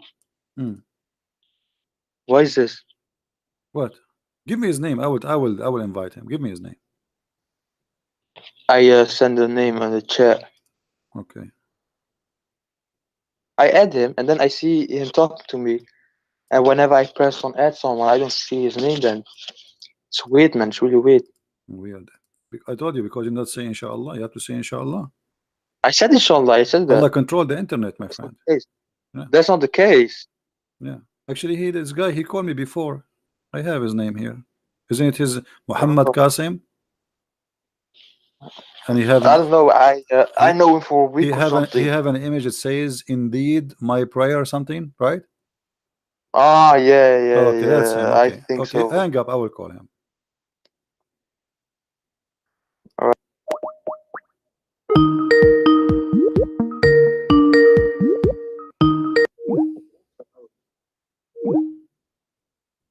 He did not accept the call.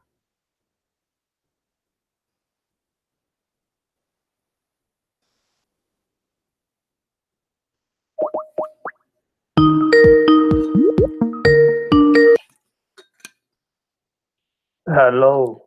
Yes, Mr. Muhammad, how are you? Yeah, I'm good. Close your camera, please, if you don't mind. Thank you. All right. We have a hadith here. We asked your brother, he could not answer. It says that Allah, his throne was above the water before he created anything. Do you agree with that? Yep. Where was that water? So it was in a place where it's beyond our imagination. We can't comprehend it. Okay.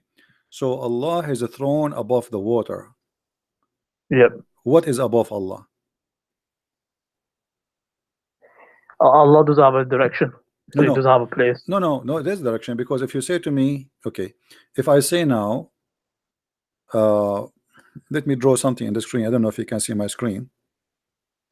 If I say that this is the water, okay, this is the water, and then Allah throne is here above the water, okay, that means we have now direction. We have down and we have up. Yeah, so we have a direction of we have the direction of the throne and the water. All right, but so we don't have the no problem. Yeah, we don't have So the direction of so no problem. Allah. In the direction of above the throne, what we have above the throne? Nothing. Like, is that are you speaking of knowledge or speaking like you're just guessing? No, this is with the verses of Quran where Allah says He does istawa on the arsh. We say that refers to like His authority. So we don't say literal, and it's not like literally Allah sitting or something like that. No, it says that He is sitting because the Quran says, you see the word istawa, it's mean He level Himself. It does not mean that not He sat, it's set. And same time, the Quran says that Allah is carried by 8 mountain goats. 8 what? 8 mountain goats. The 8 angels, the carried the throne. They are mountain goats. How they mountain goats? Well, I don't know. Your prophet, he says that. Are you making fun of your prophet, my friend? Let's have a look. Okay, let us see.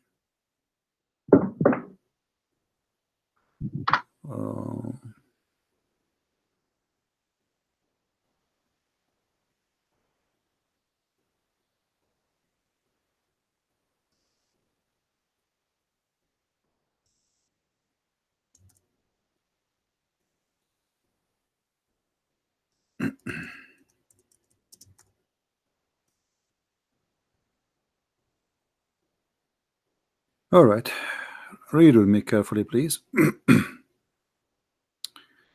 The hadith here is saying there's like 7 heavens above the earth, and the heaven which is above at that similar distance go until the count 7 heaven. Above the 7 heaven there is a sea. This is the water we are talking about, and the distance between whose surface and the bottom is like the distance between the heaven and the next. Above that there is 8 mountain goats, and the distance between their hooves and the haunches is like the distance between the heaven and the next. And above that is Allah. Do you see it?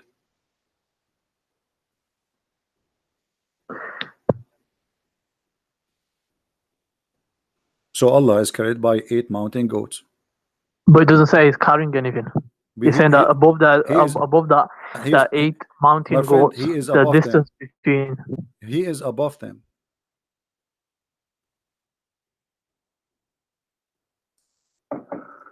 Right, so he's beyond that. So he is above them. So it's all about the interpretation of the above. No problem. Let us make it clear. Are they carrying him? Those 8 goats? No. They are not. No. Okay, let us go to the Quran. You can't carry. Okay. How can you carry God? No problem. You're telling me. Here we go. The Quran says, my friend, the Quran says they carry him. You said no. The Quran don't agree with you. Chapter 69, verse number 17. It says, and they carry him. Let's look at the verse. And those angels are goats, according to your prophet. وَالْمُلْكُ عَلَى أَرْجَائِهَا وَيَحْمِلُ عَرْشُ رَبُّكَ فَوْقَهُم يَوْمَئِذٍ ثَمَانِيَةٌ. So at the edges there is 8, and there's angels, and they are carried by 8. The 8, according to your prophet, they are 8 goats. So they are carrying it. No, so they're carrying the throne of Allah. They're not carrying but Allah is above the throne, right? No, but he's not. He's not physically above. Is Allah in the side of the throne? No, I said he's not physically above. This is related to Allah physically his authority. So refers to his authority. So the throne of Allah is empty? Yeah, it's empty. It is empty. Yep. I don't know what's going to be on top of it. Where the Quran says وَعَلَى الْعَرْشِ اسْتَوَى, and on the throne he lived himself. Yeah, that's what you said. He refers to his authority. He doesn't refer to literally. No. Who said that? Who is the one who says to you authority? Yeah, this is a principle. Okay, hold on. But Allah was creating the earth and the heaven before he left up to the throne. So if the throne is the authority, that means Allah, he left the authority there, and he have no authority to create anything. But the Quran says that Allah, he created the earth, and then he created the heaven, and then he went and he leveled himself upon the throne, correct? So what does have to do with the authority? He have the authority wherever he go. Are you saying to me that the throne of Allah is a metaphorical statement, is not a physical throne? No, it's a physical throne. Okay, so it's a physical throne, so it's not an authority. That physical throne doesn't mean that Allah is doing sitting on it. It refers to that Allah established his dominance, like in the sense he established his authority. In that sense, so he mentions like Allah, just how a king has and a queen has like a throne. It establishes authority, like who's in charge and whatnot. Okay, so do Allah need a throne to have authority, or he have authority anyway? He has it anyway, but it doesn't matter if he wants to establish a throne. Is the throne of Allah created by Allah, or it exists before his creation? He was never created. So where Allah he got his throne from? He created it. Okay, so do Allah have authority before he created the throne, or he don't have authority? He has, but this is you can call it like a symbol of authority. But you said this is a throne which is physical. Yes, physical. So why Allah he will need a physical throne if he will not sit in the throne? It's just to show. Show who? Just to the angels, or you can call it people as well. So why the angels are carrying the throne if there is nobody in the throne? to show the authority. Like Okay. the throne is If so Allah massive. is not, if Allah, It's the if size Allah of is it not is so a throne, massive, and it makes people what do you mean? what do you call it, What do you you mean know, show the amazed. authority? What do you mean show the authority? He is the one who created them. What more they want? I mean, he is God, and he is God with a throne or without a throne. Show what authority? This is funny. Are you saying to me that God will not be respected unless he have a throne? He will still be respected, but I'm saying this Okay. is So what the something throne God for? intended to do it, so that's his choice. We don't dwell in why. I mean, how Okay. would you know why Okay. Let us until you go. ask Let him? us go back to zero. Hold on. When we spoke about Allah is above the water, and we noticed that Allah is above 8 mountain goats. Why there are 8 mountain goats? Obviously, they're not literal mountain goats, because No, they are. It just from says because who is hooves? Do you know what hooves mean? yeah, but it starts off with telling you the size of places. It probably refers No to some problem. They sort of are size. huge. They are huge, but they are goats, and they have hooves and they have hunches. Does it say that or no? Yeah, so Okay. maybe it's referring to something. What is the use of those 8 goats? Allah knows best. Allah knows best. Okay. I ask you, who is above Allah? There's not. Allah does have a certain place. He does have a direction. No, we have direction now, because as long as he is above those, it means there's direction. The second you say above, it means there's down and there's above. Yeah, but if it is metaphorical, then it It's doesn't not refer to anything of metaphorical, that. my friend. Why you keep saying metaphorical? Since when? I ask you if the throne is a physical, you said yes. So how is metaphorical? It's not metaphorical. So now, as long the throne is a physical, and Allah is above the throne, that's mean it is not metaphorical. You said to me the throne mean authority. No problem, but it's physical still. So the throne mean authority, but it's a physical throne. Is Allah himself is a physical? No. Allah is not a physical. The word physical won't be used with Allah, because he's beyond our comprehension. So when the prophet he says that Allah he will put his foot, is the foot of Allah is fiction or it is real? So okay, let's establish a principle. So we have a principle in Deen, wherever there's verses talking about movement or Allah's hands or shins, all of them will be the meaning of it is not known to us. It could refer to a metaphor. It could refer to something like that. So with the foot, for example, I never saw, my friend, I never saw a Muslim scholar he said this is referred to metaphor. Where you get this from? This is actually are you a Muslim Sunni? Are you a Muslim Sunni or Shia? Sunni. So why you are saying metaphor? There's no Sunni believe in metaphor about the part of Allah. Allah have hands, Allah have foot, Allah have I can play for you Zakir Naik, I can play all for you the one you like. All of them they're Salafis. Yes. So yeah, that's one valid interpretation. Forget about Sunni. What Salafi? No, not Salafi. This is your prophet. This is your prophet. Your prophet, he said clearly, Allah he put his foot over the hellfire, and the fire will say, are there more to come? Tell Allah he put his foot over it, and it will say, qati qati, enough. Yeah. Okay. Yeah, I came across this before. So is that a real foot or not? No, it's not literal. How you know? Based on the principle of Islam. What the principle? Where is the principle? Show me where in the principle it says that Allah is not physical. The verse where Allah says there's the vision cannot encompass him, there's nothing like unto Allah. So as soon as you say hand, foot, you're given likeness. So whenever these verses talk about it, we would say it's not, we would negate that he has a foot, and then we would give a metaphor. So it might be a metaphor, it might be like to stop it. So by foot meaning that to stop it, not literally put his foot in. My friend, does the Quran say that Allah have a shin? Yeah. Okay, is that shin metaphor or it's physical? It's not physical, it's metaphor. Are you sure? Yep. Okay, let us examine this. This is in the Quran, chapter 68, verse number 24. We will go to the hadith. He's going to reveal his shin. We will go. Okay, his shin is what? What his shin? Is it authority too? It could refer to his glory. It could refer to the glory of Allah, himself. The glory of Allah in his shin. No, you could refer to himself. The shin could be like himself. He's going to reveal himself, so people will see him on the day. All people will see him in paradise. No, okay. Is that a shin really or a metaphor? You said it's a metaphor, but Allah, he will show his shin. They will see him literally. Are they going to see him or they will not see him? Yeah, they will see him. Okay, so this is not a metaphor. I'm saying the shin refers to himself. It's not literal shin. What do you mean? It's not literal. They will see him. They will see him as a shin.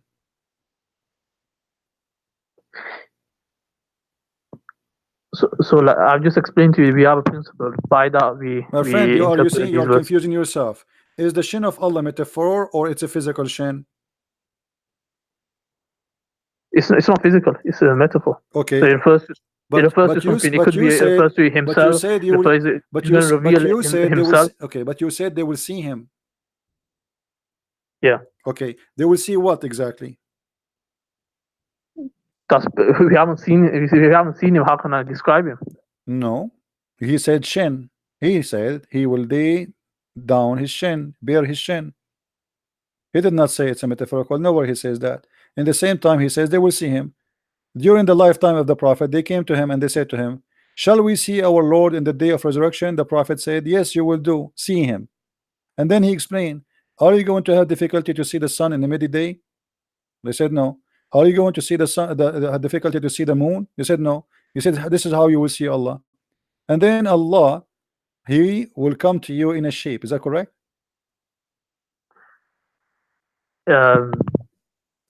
So the narration says something like that. I'm asking you, do Allah have a shape? Nope. So this is beyond this narration is beyond our comprehension. How will it happen? A house and whatnot. So I thought in my understanding that Allah has a shape. So anyone who believes that Allah has a shape is wrong. Yeah. Okay. They're wrong. They can't believe that. All right, guys. Did you hear it? He said anyone believe that Allah has a shape is wrong, and obviously he's have a false teaching. That's Muhammad, because Muhammad is the one who says Allah will come to them in a shape other than the one they saw first time. Read it with me.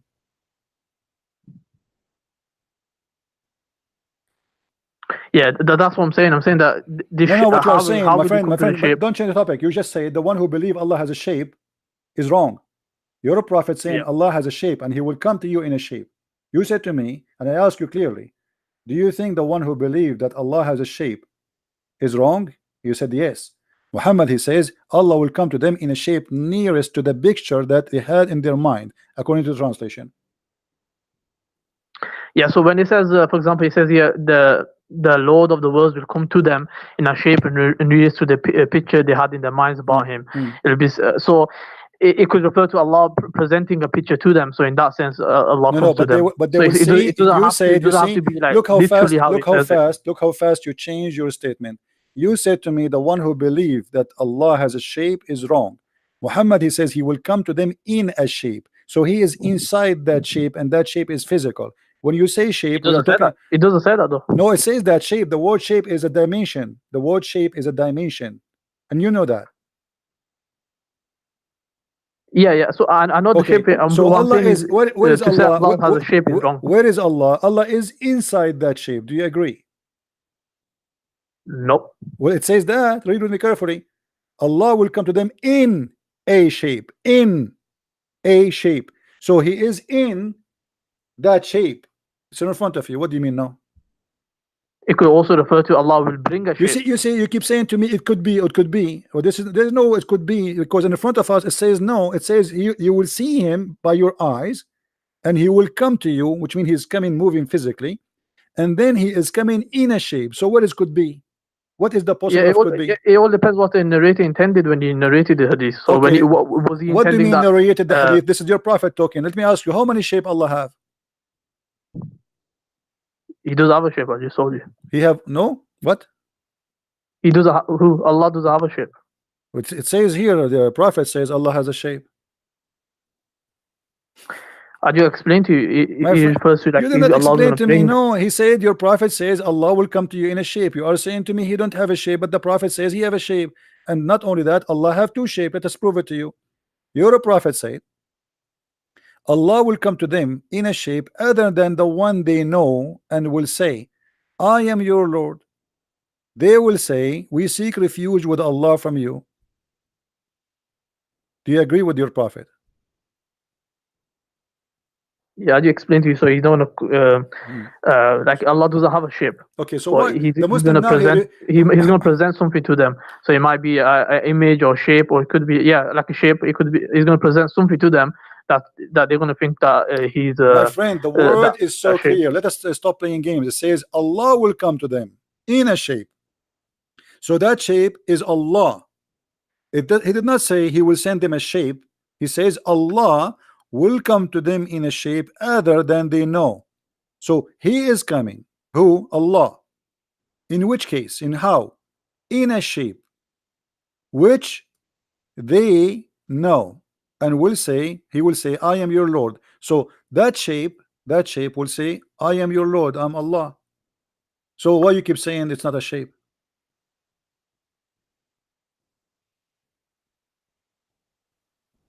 Okay, I'll look into it more. Find out what's the explanation for this. No problem. How many shape Allah he have?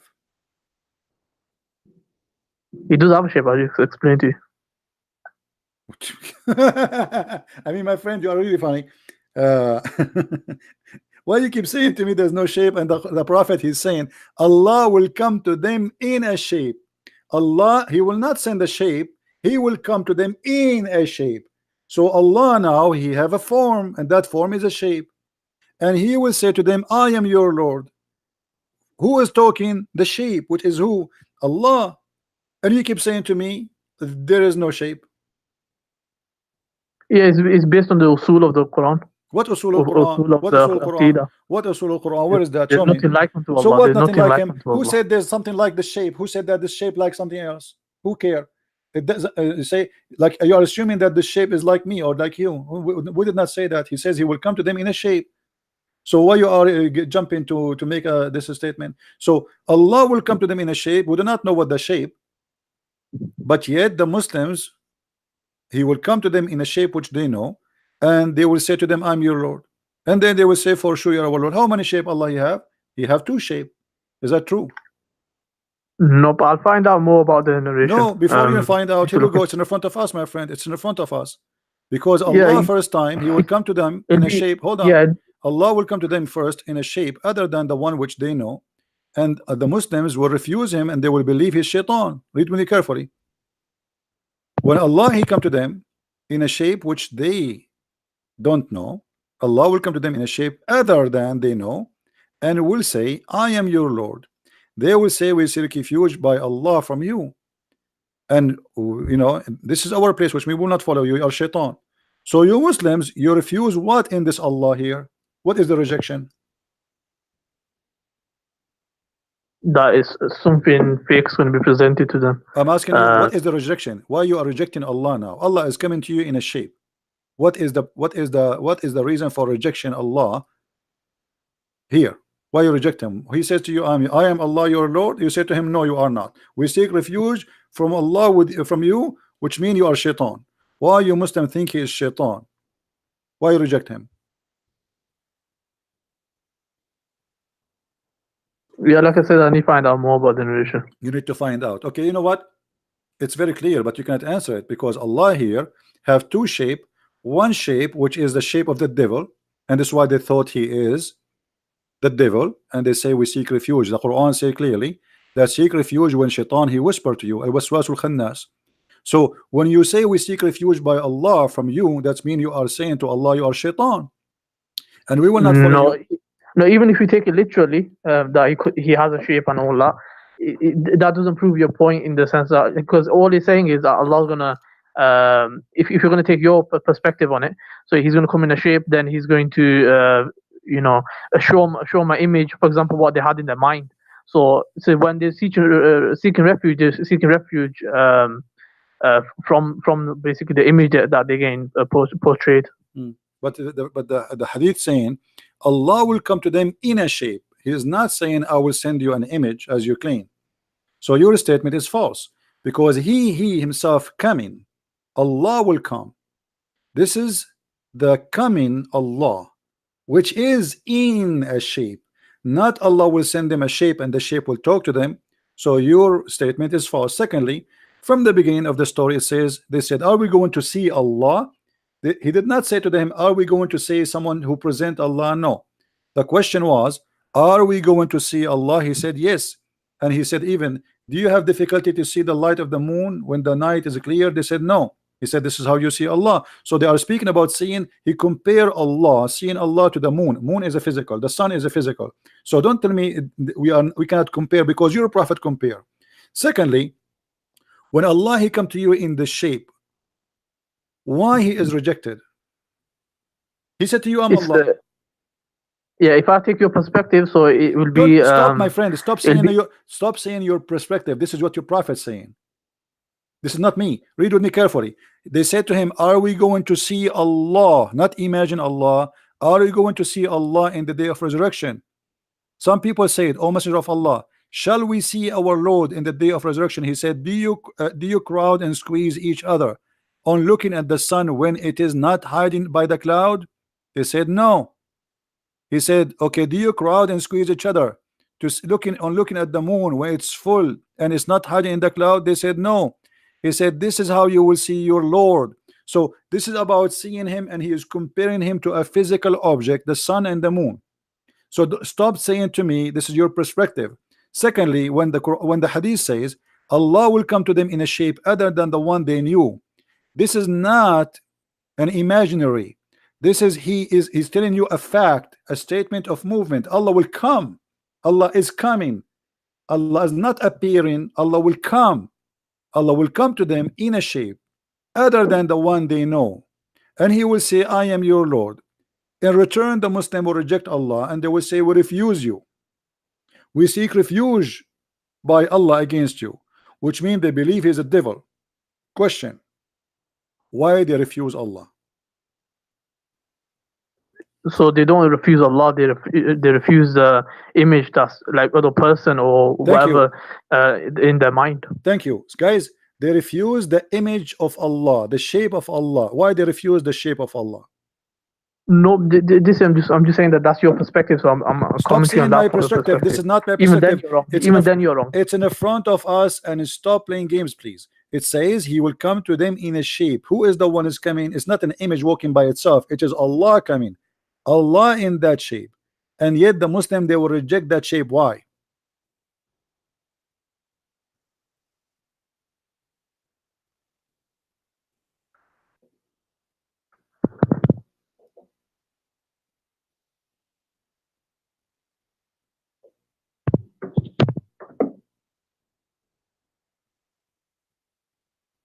Google is not helping. I've already answered that. Yalla. So what's your next point? My point that you Muslim worship idols, because here we go, we change the shape of the idol. You don't follow the idol. Unless he come to you in a shape which you approve, you will not follow him, even he is himself Allah. Muslims are pagan, they worship idols. So anyone he come to you in a shape which you like, you say, okay, you are our God. When your God himself he come to you, even he is Allah, just because he changed his shape, you spit at him, you call him shaitan, you say we seek refuge with Allah from you, which means you are shaitan, just because he changed his shape. So you Muslim, you follow who? You follow a shape. Nope, like I said, he's going to be presented to them, so he's going to be an image. So Allah is that Allah? Is that Allah? Is that Allah? Is that Allah himself, the one you say to him, we seek refuge with Allah from you, or someone else? No, that's not Allah. What do you mean that's Allah? Allah will come to them. Read with me. Allah will come to them in a shape other than they knew, and will say, I am your Lord. They say to who back? They say to him. They say to him, we seek refuge with Allah from you. Yeah, like I said, I need to look into it a bit more, so I'll find out. I'll probably get back to you soon. All right, in a week. No problem, my friend. Feel free to call me anytime. You can go and search in Google, call your sheikh, and call me back. All right. All right. Okay. Take care.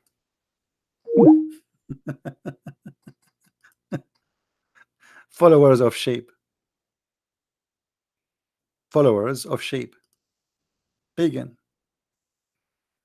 The pagan god, he changed his idol. They don't like it. They throw rocks at him. And they don't like the shape of Jesus. We refuse him. We follow shape. We are people who worship shape, follow shape, bow down to shape. And if that shape did not come to us as we like that shape, we will throw rocks at that shape, even if it's Allah. This is what the story is saying. A clear proof that Islam is a big fat cult.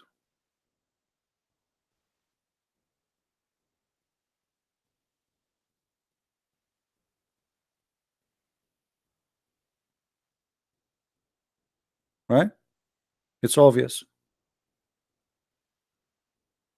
And no wonder you refuse Jesus. You don't like his shape. He come to you as a man. You refuse Allah himself. So why you will not refuse? If you agree that Allah is your God, yet just because he changed his shape, you spit at him. That's the whole crime Allah he did now here. What he did, he just changed his shape.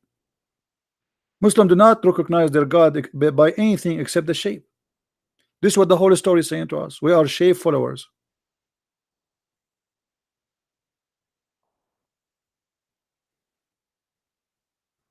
We are shape followers. And the funny, it says Allah will come to them in a shape. He says to us that Allah is not a shape. It says in the front of you.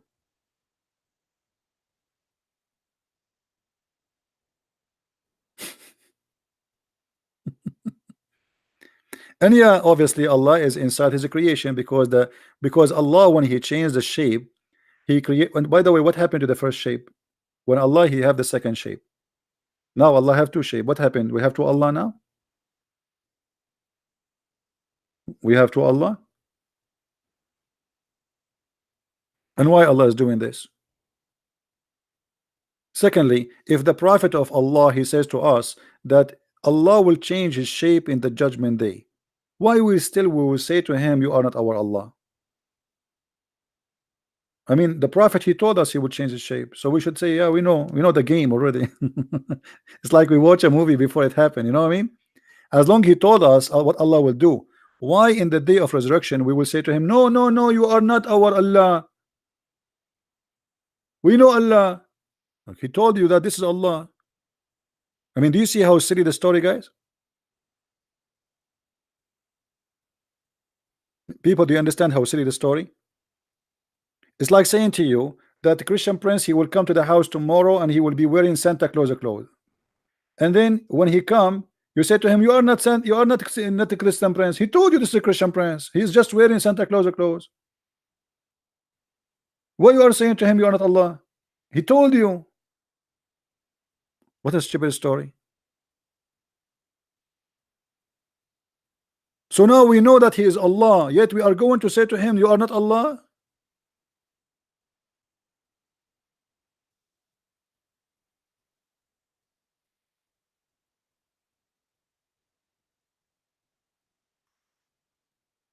Any Muslim?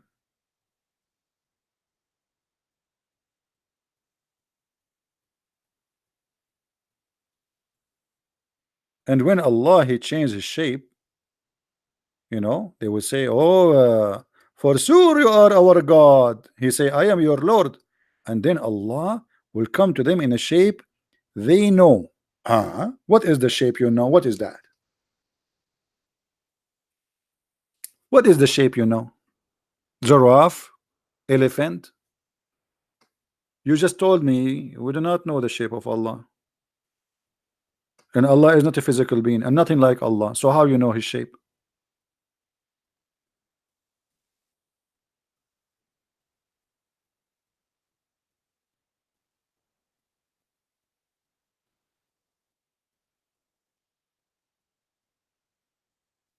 Do we have any Muslim feel like you want to leave Islam? As usual. Who's next want to leave Islam? This is religion. This is the most confusing, funny, stupid stories. So they say to us, how you worship a man? And we don't worship man. We worship God. Can God be whatever he wants? Can God be a man? Or he cannot. So when Allah he become that shape, can he become that shape or he cannot? They will say, yeah, he can, he can. And whatever that shape is, obviously it's ugly, because he is ugly to the point they reject him. To the point they thought he is shaitan. What? He have horn? He have two horn in his head? His shape is rejected to the point they believe he is Satan. What is that shape? And why Allah even doing this game? What the point? What the point of this?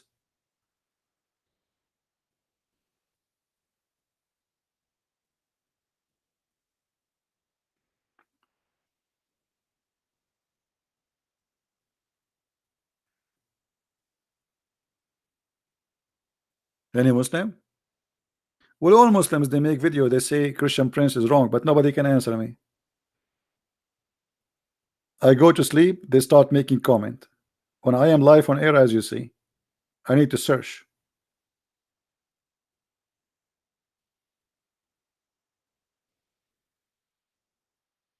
We asked them to call their sheikh to call me. Their sheikh, they start shaking.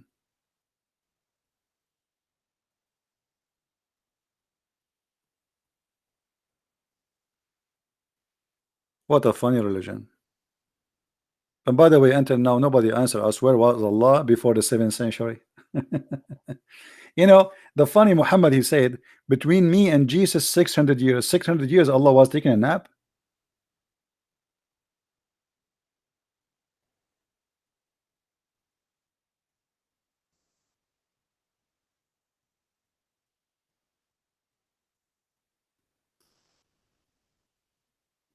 All right, let's see this gentleman here.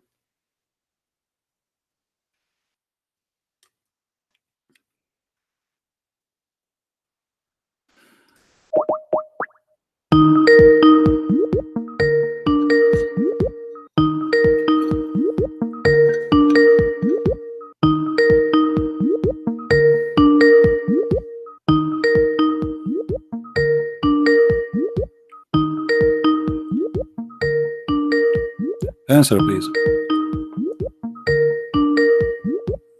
Well, he is not answering.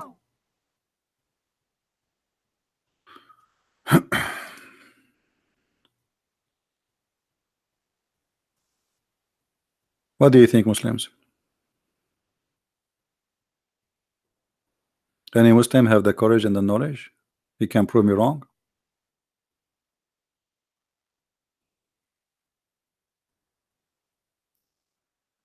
This is a very stupid cult.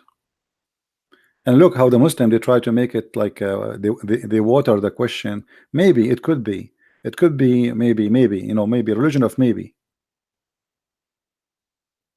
When they want Allah have a shape, when they want Allah don't have a shape. Is the one who have a say Allah has a shape is wrong? He says yes. We showed him that his prophet saying that. He said it doesn't say that because now it's too late. No, it says that.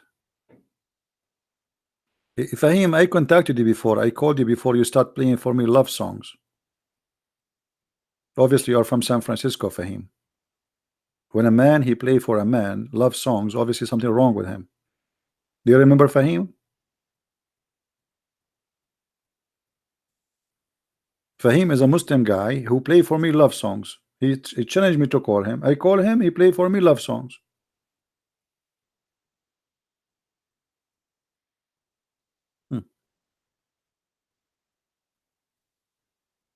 Same as his prophet.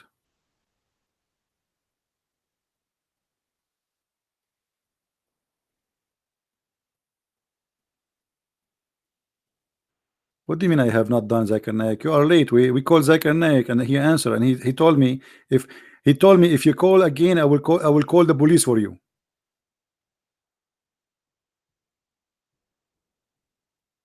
I did and I called the guy. You gave me his ID to call him a tribe tip beer. I don't know how to read your name. Tip beer. I did. He did not answer.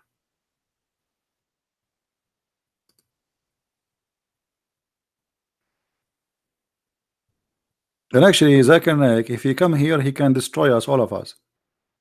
If you remember when they asked him why a Muslim woman she can't be a prophet in Islam, you know, he gave him an amazing, beautiful answer. The sister they ask a question. Why in Islam there are no women to the prophet? And actually, I confirm that in Islam there is no women see the Prophet, and there is a logical learned for them. And I give example: if a woman in Islam to become a prophet, she has to lead the congregation, and if lead the congregation, she has to do and wudu, and if you do wudu, everybody will look at her ass. And this is why a Muslim woman she can't be a prophet. Translation: if a woman she came prophet, she have to lead the prayer. If she lead the prayer, she have to bow down. If she bow down, all the Muslim will look at her ass. May Allah ask you. This is the reason a Muslim woman she can't be a prophet, because of her ass. So she lost. She's overqualified, or she is not qualified.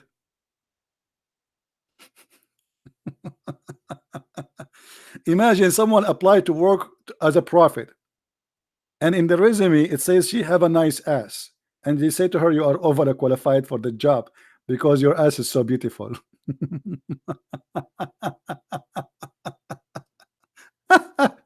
And the Muslim like, wow, look brother at this answer, brother.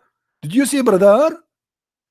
And the other Abdul like sitting like next to other like, brother, how he can come with this? This is genius. Our brother here is a genius.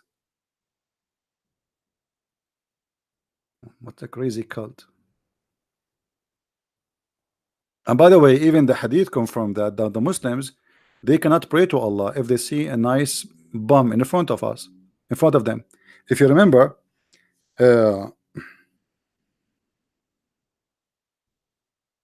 bunch of Muslims, they come to the Caliphate Uthman, and they told him, we have an imam who is an imam of a fitna, which means imam of temptation.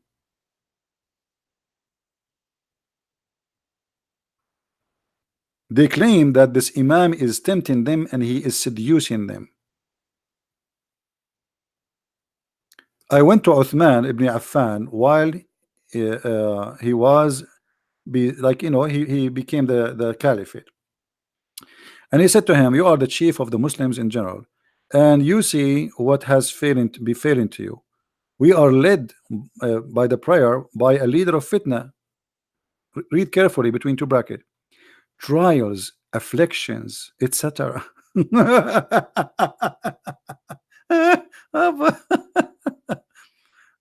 And what's wrong with him? He is an effeminate person. He is what? Effeminate. And the caliphate says, oh, still you have to pray behind him. Question to the Muslims: how those Muslims are tempted by a man who is a feminine man, a gay? How they are tempted unless they are gays too? How a gay, if he is bowing down in the front of you, how you get tempted unless you are a gay? Unless all of them they are gays. Because in order for a man to be tempted by a man, he have to be a gay too. Correct? So they are coming to him and saying, oh, this guy is tempting us. How he tempt you?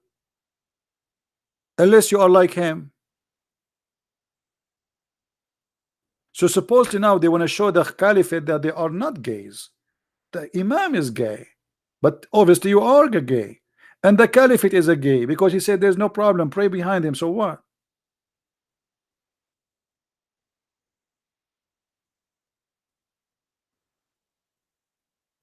Do we have any Muslim here?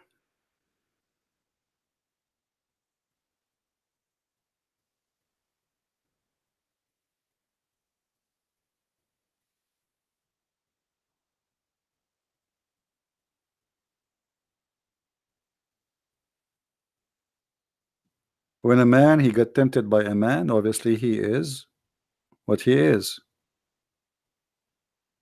I understand that a man can be tempted by a woman. That's normal. But a man to be tempted by a man, it means both of you like it. The one who is tempting you and the one who is being tempted.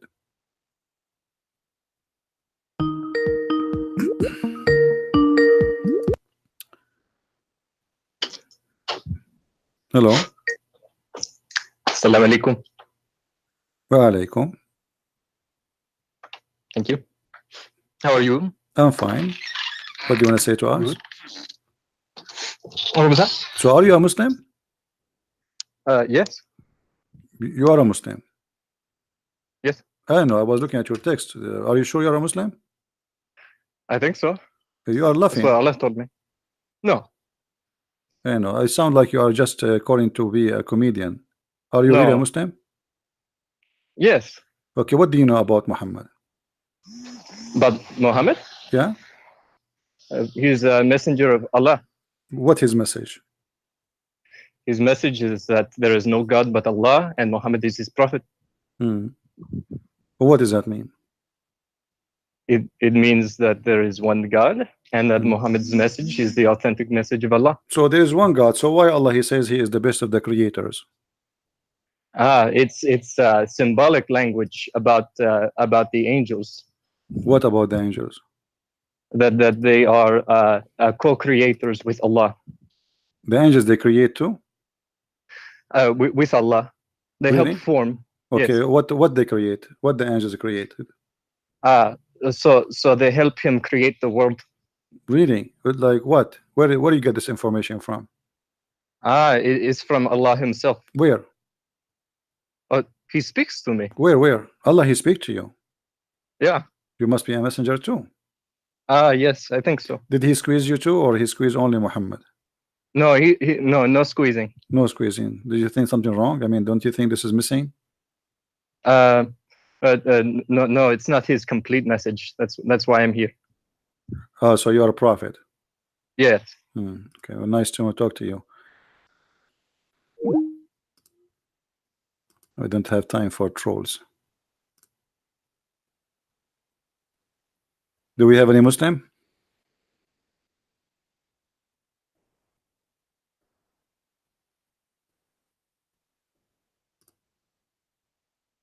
Anyone?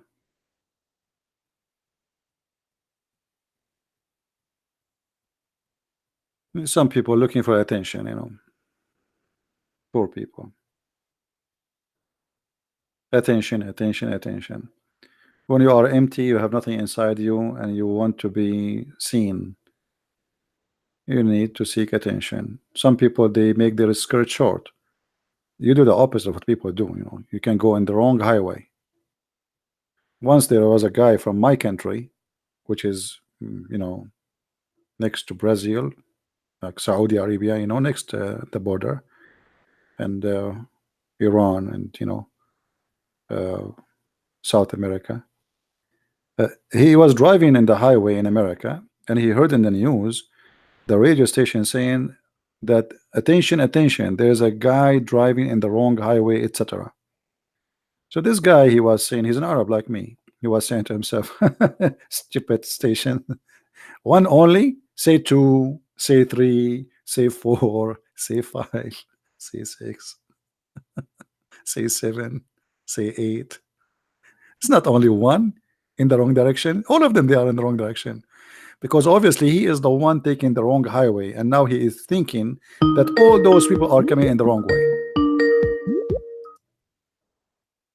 Hello? Hello. Yes. Is there any volume anymore or not? No, I think we do this. Speak. Do you hear me? Yeah, but I can hear you, but very slow. Because we're trying to fix the. is that speaker? Can you hear me now? I do hear you.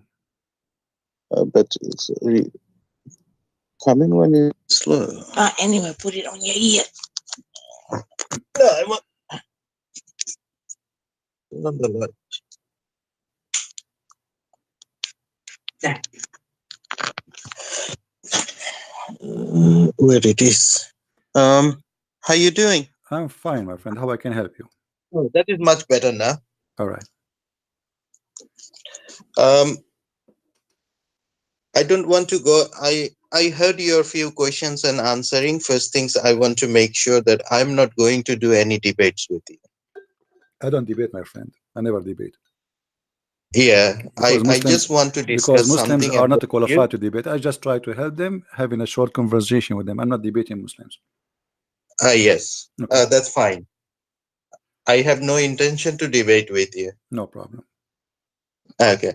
My first questions to you that as I'm representing Islam and I'm a Muslim. What does that mean? What does that mean you are a Muslim? That doesn't matter. No, I am a it Muslim. It matter. I want to know what you say. I'm a Muslim. What does that mean? I am following Islam. What Islam mean? Islam means peace and obedience. Where it says that? Hmm? Where it says Islam mean peace? Where you get this from? In the dictionary. What dictionary? I am an Arab. We don't have such a thing in dictionary. The word Islam in Arabic mean to surrender. Okay, there are a few meanings. It could be multi-meanings. No, the word peace in Arabic is salam. The word Islam is totally the opposite of salam.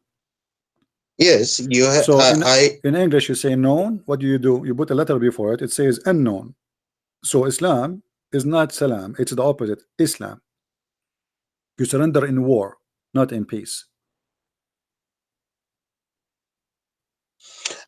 That is the things. You are from Arabic. You are telling one side meaning. There is another meaning that the rest of the world knows. I'm asking you to show me where you get from. Are you just a person who copy paste? I am assuming that you are a mature adult man and you know what are you talking about. So where you get this from? Okay, fine. We will stop that matter here. I will call you back later on and I will find where it says that Islam means is peace and obedience. Okay. I'll find and then I will come back to you. We will stop here. Don't hang up. And no. Okay. What do you want to say to us? Okay. I'll call you back tomorrow. I'll call you back tomorrow. No. Continue. What do you want to say to us? I want to hear you. You call me. I want to hear from you. What do you want to say to us? Okay.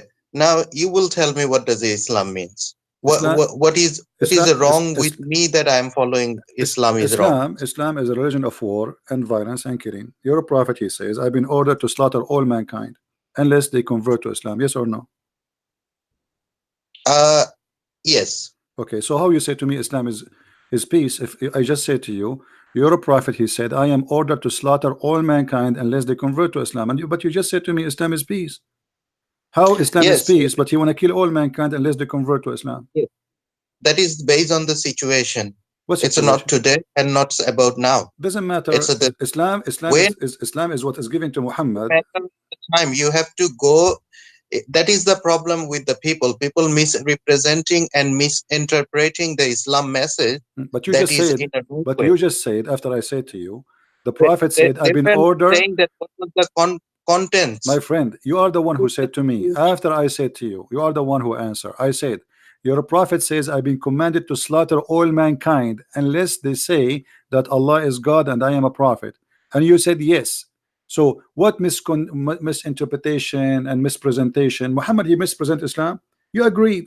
You said yes. Allah ordered Muhammad to slaughter all mankind.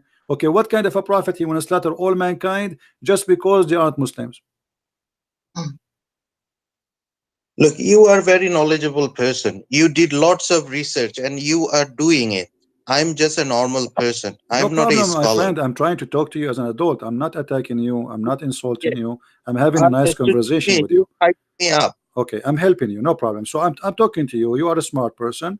And I'm asking you, like it's just a conversation. It's not a debate. So as long Islam means peace, as you said in the beginning. But Muhammad says, I'm going to kill everybody unless they convert to Islam. What is the peace in that? First, I have to know that why he says that, and when he says that. He said that clearly. He said why. He said, I mean, you are saying to me, I need to know why he said that. He told you why. He said, unless they say that there's no God but Allah, and then they pay me the money, and then they pray as we pray, and then they slaughter as they slaughter, and they face the Qibla, which means the Kaaba, and then if they do that, only if they do that, I will stop shedding their blood and their property is protected. Where it says, can you give me the reference, please? I have to have a look. I don't know. No problem. That. Do you see my screen?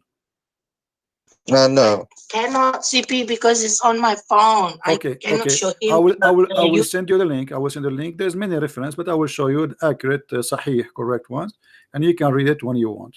Oh, sorry for that. Anyway, can you tell me the statement again, please? If you don't mind. The Prophet said, and I'm reading in front of us, he said, I have been commanded that I should fight against people till they declare that there is no God but Allah, and when they profess that there is no God but Allah, their blood and their richness granted protection in my behalf, except where is justified by the law. So Muhammad, he says that this is Sahih Muslim, hadith number 21c, and we can show you more hadith. There's endless of them. The Prophet, he says, Yeah. Sahih Bukhari. Sahih Bukhari is more authentic than Muslim. I'm sending you a link now in your Skype, so later you can open them and you can take a look. It says, the Messenger of Allah, he said, I've been ordered to fight. The word fight here is coming from the word uqatil, which means fight, to kill. So I've been ordered to slaughter all mankind. Tell the people, say, none has the right to be worshipped but Allah. And if they say so, pray and pray like our prayer, face the Qibla, and slaughter as we slaughter, which means not only you have to say the Shahada, you have to pray as he pray, you have even changed direction of the prayer, and even the food you eat, you have to slaughter as he slaughter, and then only then their blood and their property will be secured from us, which means Muhammad will not rape your wife, will not take your children as slaves, and he will not cut your neck. Only then. Muhammad here saying, if you don't do that, I'm going to take your money, I'm going to take your blood, I'm going to rape your wife, and I'm going to kill you as a man. And yet you say to me, Islam means peace. And all of this, why? Because you are not saying Allah is God. Yeah, true. Okay, so how Islam is peace, as you told me? I didn't see anything wrong that you state. I mean, what is the peace, my friend? Where is the peace? What do you mean we're wrong? So now, because you don't believe in Jesus, can I go and kill you and rape your wife? Is that okay for you? You are saying it's okay? No. Okay. So why it's okay for the prophet? Why it's okay for the prophet to rape my wife, to take my blood, to take my property, to take my children's, just because I don't want to believe in Allah? You are saying it's okay. There's no problem with that. No, that is not been saying. That is in the different situation. The No, not circumstance was situation. He says, I've been ordered to fight all the people. All the people. What situation? Your prophet is the one you follow, and he is saying his message. This is Islam. Islam is, I've been ordered to fight all mankind and kill them, unless they do the following. So what situation? The situation is the following. You say Allah is God. I have to know about that. You knew about that. You know the meaning and you know the hadith. You gave me the source. I will do some research and I will be back to you. No problem. Take care, my friend. Take care. To be and Islam is peace. I feel sorry for those Muslims. Many of them, they have no idea what they are talking about.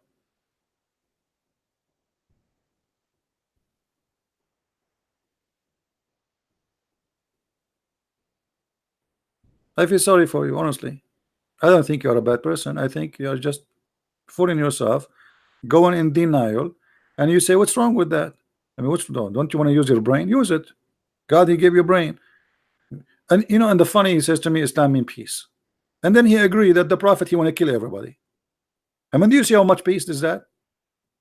The prophet, he will rape your wife, he will take your children, he will take your money, he will steal your house, he will steal your property, he will enslave your children. And if you say Shahada and do slaughter as he slaughter, and you pay him money, and then he will not kill you. Islam means peace. Yet Islam means peace.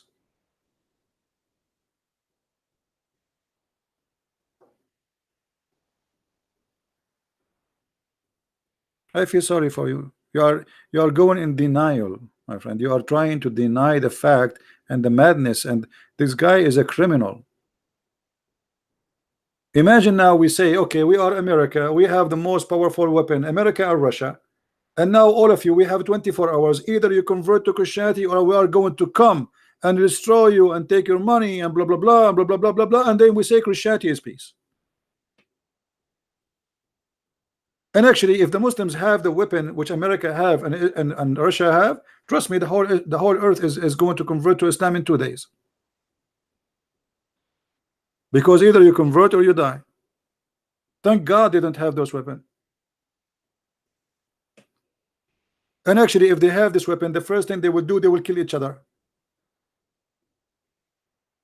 Both of them now, Sunni and Shia, they are making weapon to fight each other because they hate each other. Islam is peace.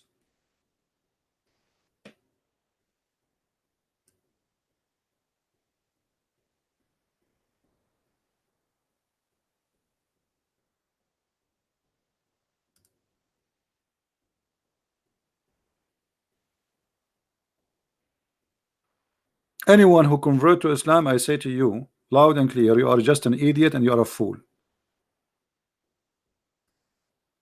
I don't decorate the words, I say it as it is. Because how you follow such a man?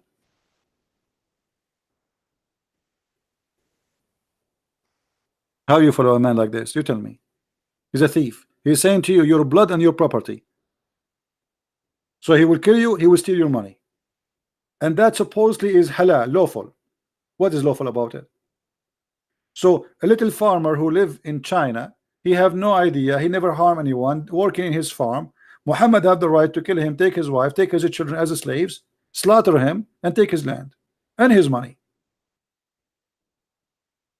And that's supposedly from God.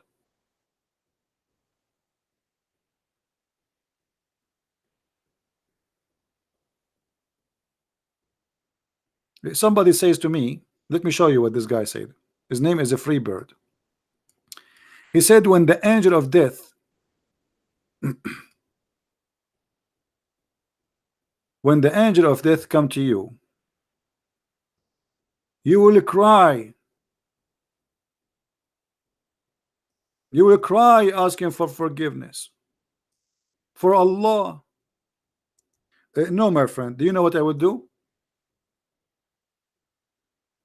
I would do as Musa, because I play karate. Is it true that your prophet, he said that when the angel of death came to Musa's, he broke his eye, he took it off, and he broke his wings?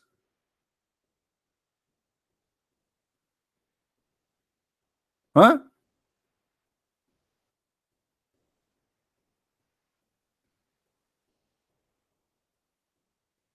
How Allah, if he will punish somebody, he sent his angel, the angel of death, and if he say be is going to be, which means you say die, he die. And then Allah, he sent his angel, and then Musa's,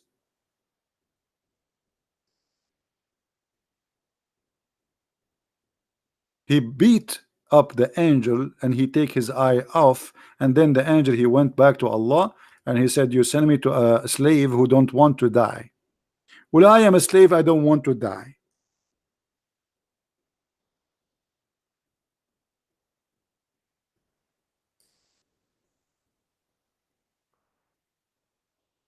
Are you there?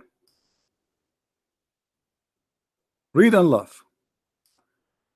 This is your prophet in the story. Abu Huraira reported that the angel of death was sent to Moses, peace upon him, to inform him that his Lord summons. When he came to Moses boxed him. Moses what? Moses, he boxed the angel of death, and his eye was knocked out. He, the angel of death, came back to Allah and said, you send me to a servant who do not want to die. Allah restored his eye in its a proper way. Boing. What is that? Allah, he restored the eye of the angel back in its proper way. So the angel, he went to Moses because Allah sent him, and Moses don't want to die. I mean, what you can do about it? What you can do about it? You can do nothing. That's it. Allah, he sent an angel. Have you ever heard of an angel? He was sent by God, and then you hit him and you knock out his eye? Huh?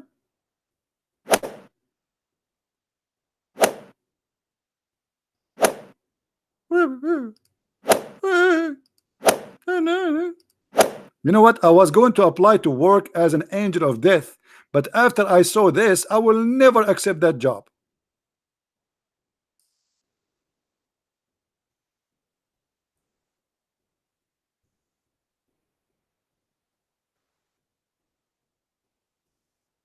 So don't tell me about the angel of death.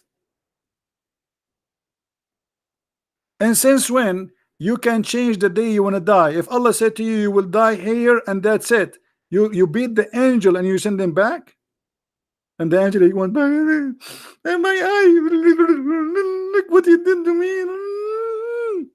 And Allah says, Habibi, Habibi. Allah is a Jew. Habibi Muhammad, Habibi, Habibi angel. What happened, Habibi? Oh, they sent me to Moses, and he put me in my eye here. I'm going now, Nino. He had no one. And the Allah, he said, okay, to the angel, okay, lay down, and let me get some first aid, and I will fix it for you. He put his eye back in the proper place where it was before. I mean, his eye was where after he beat him? It was in his nose, in his mouth, in his bum. Where? His eye came out where?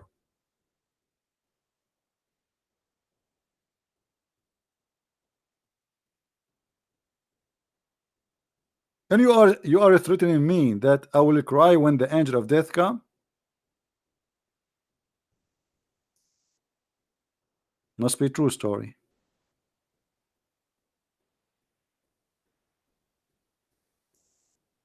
So this is what you have for me? Angel of death?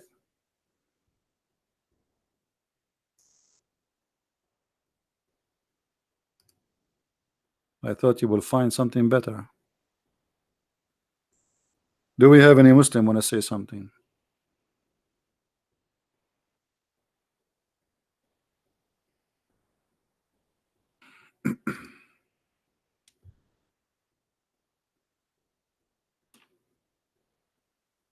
Anyone?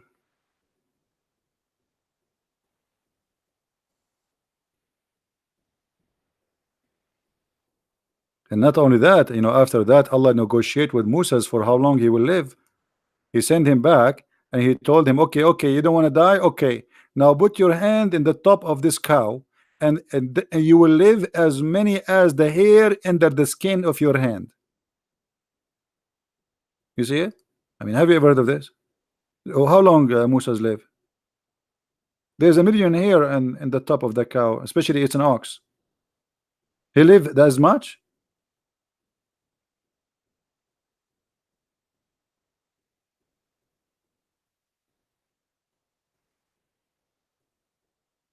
Do we have any Muslim? And by the way, for those who are asking about the angel of death, he is fine right now. I just spoke to him yesterday. He's doing fine. His eye, like, he have some pain. He have like a red spot there, because Moses, Moses is a Jew, and he was trained by the Mossad. And this is why, that's explained why he was hitting really hard.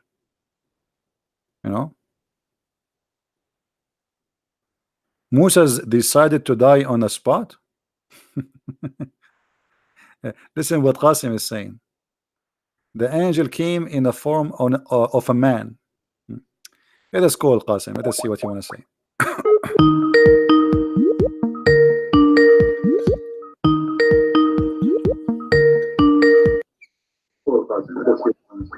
Okay, Qasim, tell us what happened. Mute you too, please. Yep. Yeah, what happened, Qasim? Explain to us. So Allah, he sent his angel to Moses. Yeah, so he came.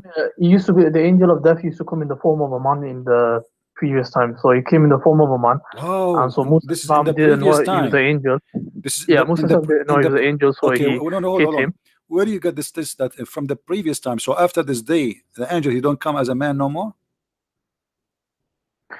That's our understanding based on because he used to come in the physical form, so you can see him in the as a human. So where do you get this from? That the angel of death, he come to you in a physical form, and a physical form of a man? From this narration itself. Where it says? He says his eye came out. What? He says his eye came out. Will Allah have eyes?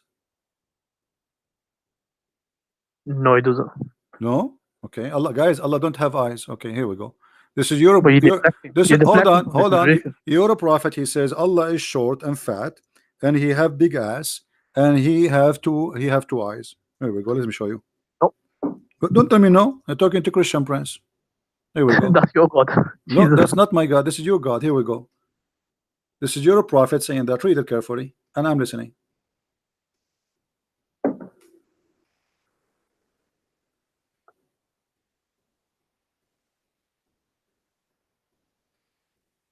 Read. I'm listening. Go. You speak English better than me. Go ahead. Yeah, so it says the Prophet ﷺ said, "I have told you so much about the Dajjal that I am afraid you may not understand. The Antichrist is short, hen-toed, woolly-haired, one-eyed, and eyesightless, and neither protruding nor deep-seated. If you are confused about him, know that your Lord is not one-eyed." You said to me, Allah don't have one eyes. Yeah. Your prophet confirmed. Your prophet he confirmed. No, yeah. You see, your prophet he confirmed that the only difference between the Antichrist and Allah is just the eye. And Muhammad is afraid that you Muslim you will be confused about how Allah look like, because he look exactly as that man. And the only difference between them you should know. How you can recognize him? You should know that your Lord is not one eye. So you said to me, Allah don't have an eye. You're a prophet. He say no. He have two eyes, and he look exactly the same as this guy. But the only difference between them and that guy is the eye. Right. So this is for emphasis. So it doesn't say your Lord. It only says that your Lord does have one eye, meaning that the Dajjal will have. He's gonna have one eye, and he's also gonna have another eye. Yeah, but it's gonna be. But your prophet. He says. But your prophet, he said, he's afraid. He's afraid that you might be confused. And he is. People can be confused. Okay, why you are comparing between Allah and a man, and why they will be confused about which one is Allah, unless Allah is a man too? If I have two character, one is an elephant and one is a rat, why I am afraid that you might think that the elephant is a rat? No, the fact of the matter is that people in history have always, even though they had the concept of one God and we can't comprehend God, they still took a human as God. Even at the time after the Prophet, there was people who took certain figures as God, Muslim, and they were Muslims. But then what does have to do with one God and two God? Now this is not the topic. He is speaking about their look. He is afraid that he told you too much about the Antichrist, and now he's afraid that you may not understand. Okay, understand what? He is comparing between the Antichrist. The Antichrist is a man, correct? Yeah, he's a man. Okay, he's a man. So why Allah is compared to a man, and the difference between this man and Allah is one eye? If Allah is not a man anyway, I mean, why we are going to compare between this guy and Allah? He should compare between this guy and the Messiah, because in fact there's no Antichrist in the story here. This is a false translation. It says Al-Masih Ad-Dajjal. So the false Messiah, the guy he is claiming to be the Messiah, he is not claiming to be Allah. So why Muhammad comparing between him and the look of Allah? He should compare between his look and the look of the Messiah. So the interpretation that's going to be given is that this is emphasis on that Allah doesn't have any defect. But this is not the problem. He is saying he's afraid. He's afraid. He's afraid that you might understand. About what? He's afraid that they might think that he is Allah. This is why he's comparing between him and Allah. He should compare. You see, the false Messiah, he claimed to be the Messiah. He is not claiming to be Allah, supposedly. So why Muhammad is afraid that you might misunderstood who is the false Messiah, telling you that Allah don't have one eye, while this person is one eye. So the whole story here is what to warn you that if you want to recognize which one is who, Allah, he look exactly like this man, but the difference between them, that Allah is not one eye. So your God is short, he have a big ass, he have a curly hair, he have it says that in the front of you. Why? Okay, hold on. What you're doing is you're deducing that, but it's I am not. Okay, tell me why Muhammad is comparing the eyes of this man and the eye of Allah, and he is afraid that you will be confused. Confused about what? Right. So what the Prophet is comparing is that your Lord doesn't have a defect. So one eye is a defect. Well, thank you very much. Allah don't have a defect, guys. This is a good news. I mean, this is funny. So you are telling me that Allah don't have a defect. This is not the purpose, because he can say Allah is perfect and that's it. But why he is comparing between him and the man? How you Muslim, you say to us Allah is not like anything. You just said to me just 15 minutes ago, you said that. So Allah is unlike anything. So what it's mean to say Allah is not one-eyed, comparing him to a fat short man? Why need to compare him to a fat short man? So the Prophet, he gave like an example for us to relate to. So it's relating that, look, this person will have a defect, but your Lord doesn't have any defect. So that's what it refers to when it says one eye. Okay, so what we learn from this now? So what we learn from this person, he have a defect, Allah don't have a defect. So what? But why he is comparing him to Allah? Is that an insult? When you compare a man to God and you say the difference between them is the eye, that's mean the other person, both of them, they are the same, from the same kind, from the same equality. The only difference between them is an eye. With the Dajjal, he's going to be able to bring the rain down, so, and he's going to be able to give life to the dead. Okay. So with all these miracles, okay, but isn't it enough? Isn't it enough to see that he is a man, to know that he is not Allah? If Allah is not a man and he is coming as a man, so we should know that this is not Allah, unless Allah is a man too. No, people can easily confuse it. That's the thing. Okay. So now, if a man, he can bring rain from the sky, and he have an eye which is a problem, that's mean he is the false Messiah. Is that correct? Yeah. So he's a false Messiah. What if this guy? What if this guy, he go to Thailand and he fix his eye? Are you going to accept him? I mean, since when we know a person to be a false or not by the look of his eye? He can make a surgery. A person, according to your prophet, this person, he can cut a human being to pieces and he can put them together again. So he's extremely powerful. Can't he fix his eye? The one who cut a human being twice, he cut him by the sword and he make him two pieces and then he put him together. Can't he fix his eye? No, there's only certain things he can do. Certain things like controlling the nature. I thought the one who can send down rain is Allah. Yeah, so this is a test for the mankind. No, that's why Allah. Okay, Allah, hold on. Okay, are you saying to me that the false Messiah is an employee of Allah? It's a test from Allah. This is not a question. Are you saying that Allah, he sent him, he worked for him to deceive us? No, he's going to be Allah will send him as a test. This, you see, you just keep saying to me he sent him. You keep saying to me he sent him. Okay, as long Allah is the one who sent the Dajjal, it's mean the Dajjal, he is a shaitan, work for Allah.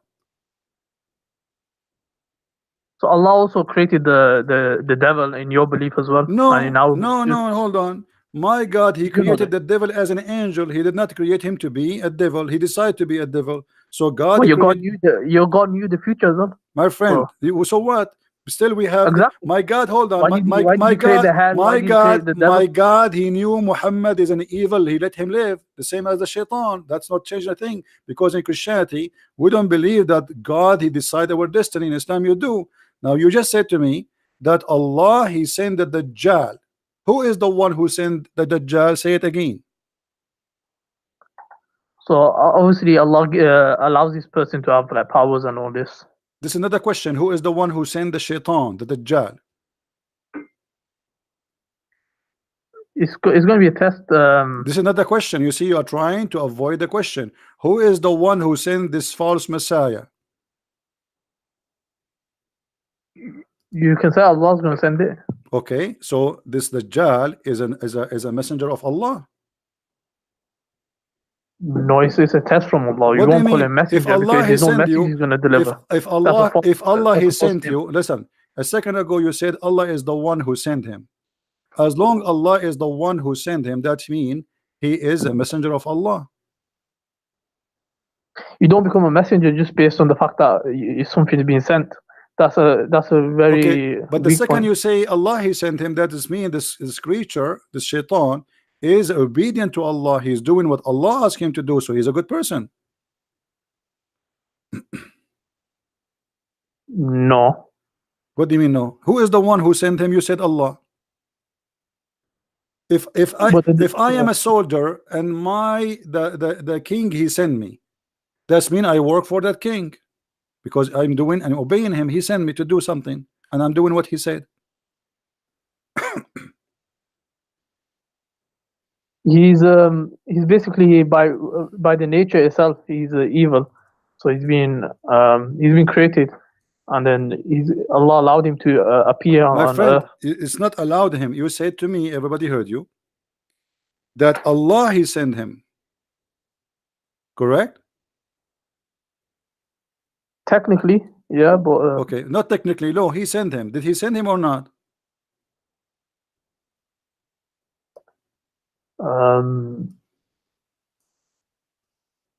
Send him in what way? What do you mean? To Send him in deceive what way? us. To deceive us.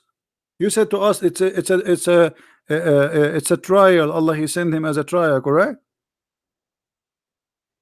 Yeah, the test. Yeah. Okay, so the Antichrist is a good person. He worked for Allah, and his job is to deceive us. So the bad person is Allah. No. What I'm saying is he's going to be born, number one, and so he's going to. It doesn't matter. Allah Doesn't knows matter. that This is the plan of Allah. Allah have a plan to create this person. He will send him, and his job is to deceive us. So if the one who send like, okay, I send someone to put poison in your food, but I did not put it in my hand directly. The one who put poison in your hand in your food is the one who killed you. But the fact, the one who sent him to do that, he killed you too. So Allah is the devil. No, that's very weird. Okay, let me ask you. Do Allah send shayateen to deceive us?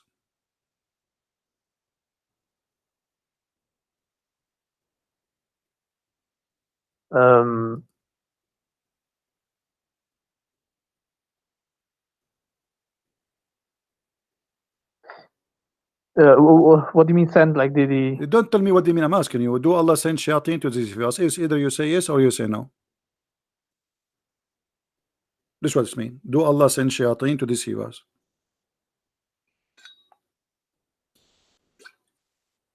I'm not sure. Who is the one who sent shayateen? Do shayateen work for himself or he work for Allah? They don't work for Allah. They work for who?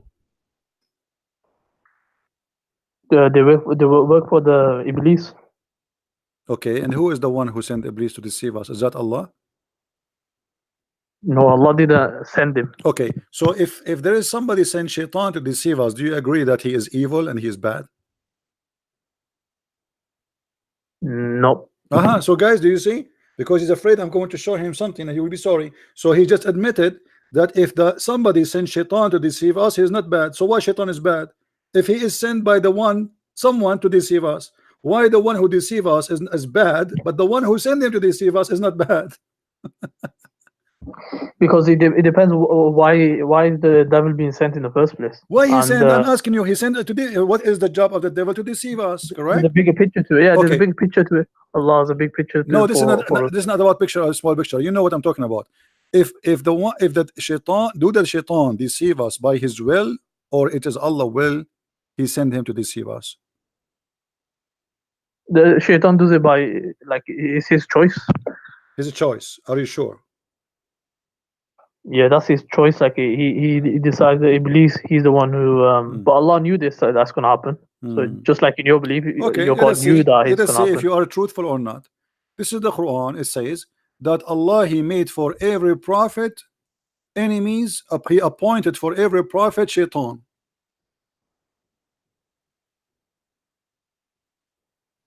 Who is the one who appointed shaitan? Allah. You said to us, lying, sorry to say that it is not Allah who sent shaitan to deceive us. You said it's by his choice. But the Quran says, thus have we appointed into every prophet an enemy from the devil and the mankind. Yeah, so how does he appoint it? That's the question. So is he? He appointed them. You see, did he create it and then stop playing games? When I say appointed, it's mean I give command. He is the one in charge. He is the one who sent the devil. So Allah he sent the devil to deceive people, and he here even speaking about sending shaitans targeting his prophet Muhammad. Is that correct? Okay, so the meaning of appointed is that I basically decided beforehand, or designated. So it's basically Allah decided beforehand. Okay, so here we go. So I said to you, if shaitan is doing what Allah want, why we think shaitan is bad? The fact the real shaitan is Allah. Because if shaitan coming to me, he's sent by Allah, and that means shaitan is a good person obeying Allah. He is a victim.